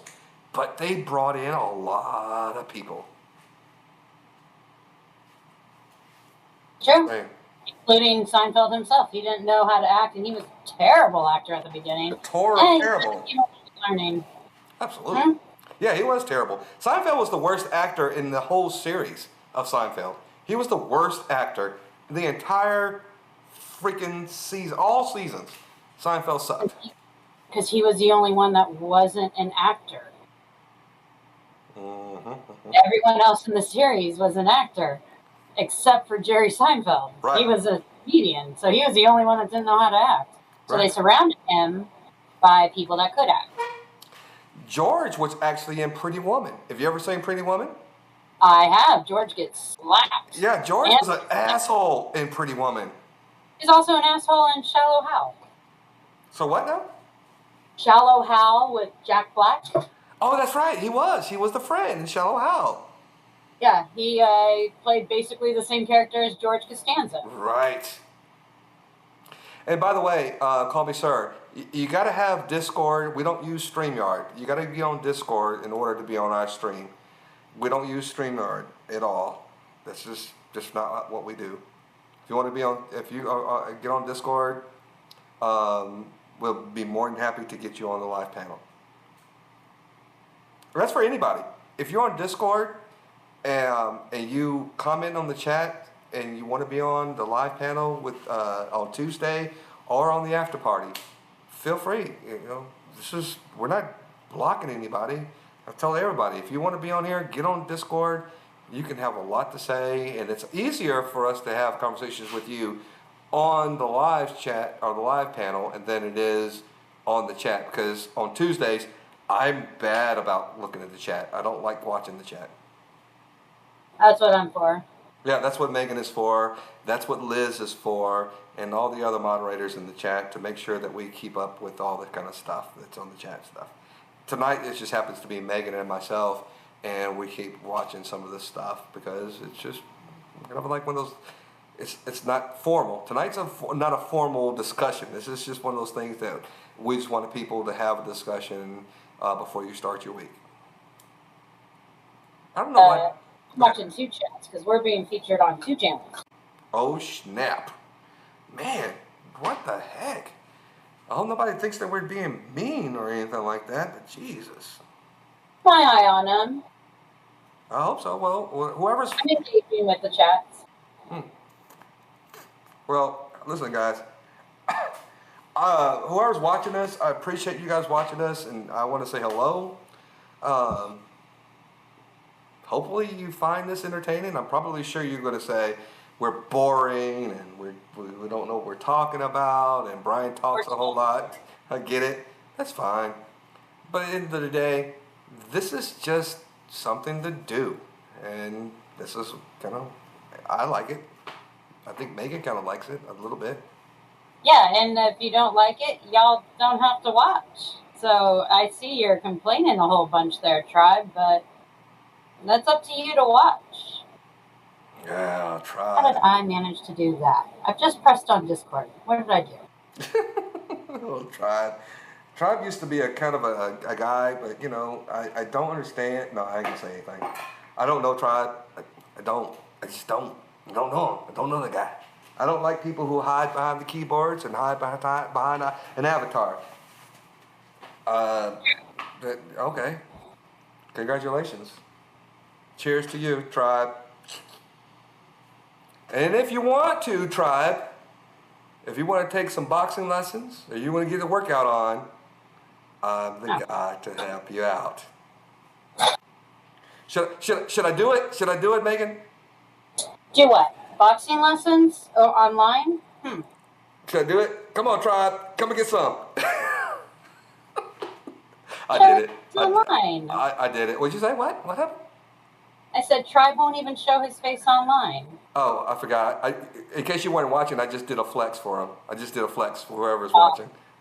I saw. It was super impressive. I'm sorry. This is my impressed face. Hold on, my glasses on. Try that again. Kidding.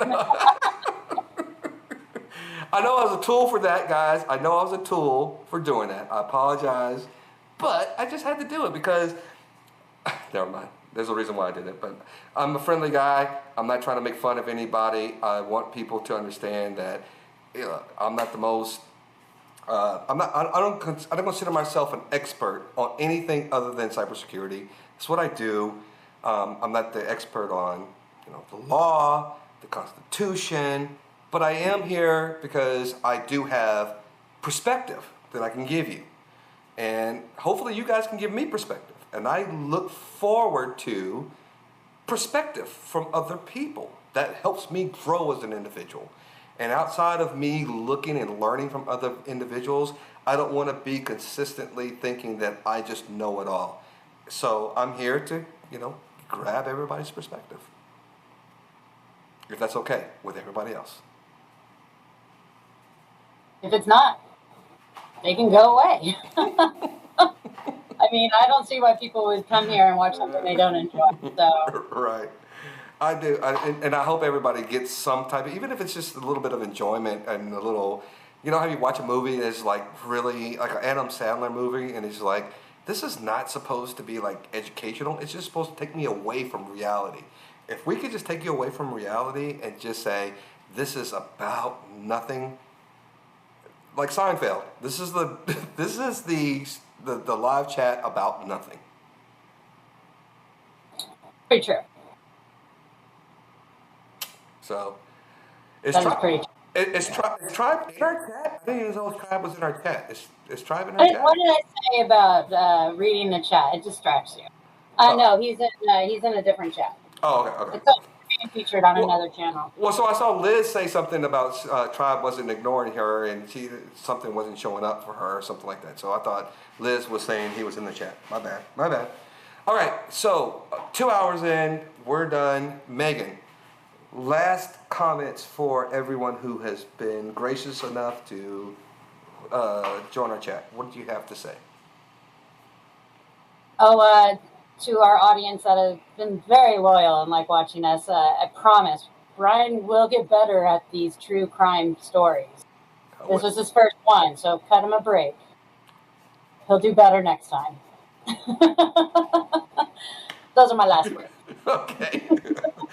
I'm going to echo those sentiments. I'm going to say I will get better, and I will have graphics because I really want to put like screenshots up here about things that I'm actually seeing. I'll be more prepared. Again, I was a little ill last week, and I even talked to Megan. I said, "Hey, do you want to do this on Thursday?" Then I went and had some drinks after golf, and then I was just like, "Oh, that's." And then Friday was a Friday night. There's a lot of things, so I apologize for not being really prepared, especially for the new people. And I didn't want you to think that this is a podcast about me. This is not, let me sit back and tell you the story of Brian and then make you guys have like a bibliography, a biography, not bibliography, a biography of my life. So I apologize if that's the way it seemed. I apologize for that. But, like Megan said, it will get better. But we also hope to see you on Tuesday, because there are more things to talk about on Tuesday than you are aware. And then we will have an after party again in the coming days after Tuesday. But in case you didn't know, Drinks and Discussions, we've got Megan, we've got Marcus, we've got Vic Ferrari, we've got Nick, we've got Big J.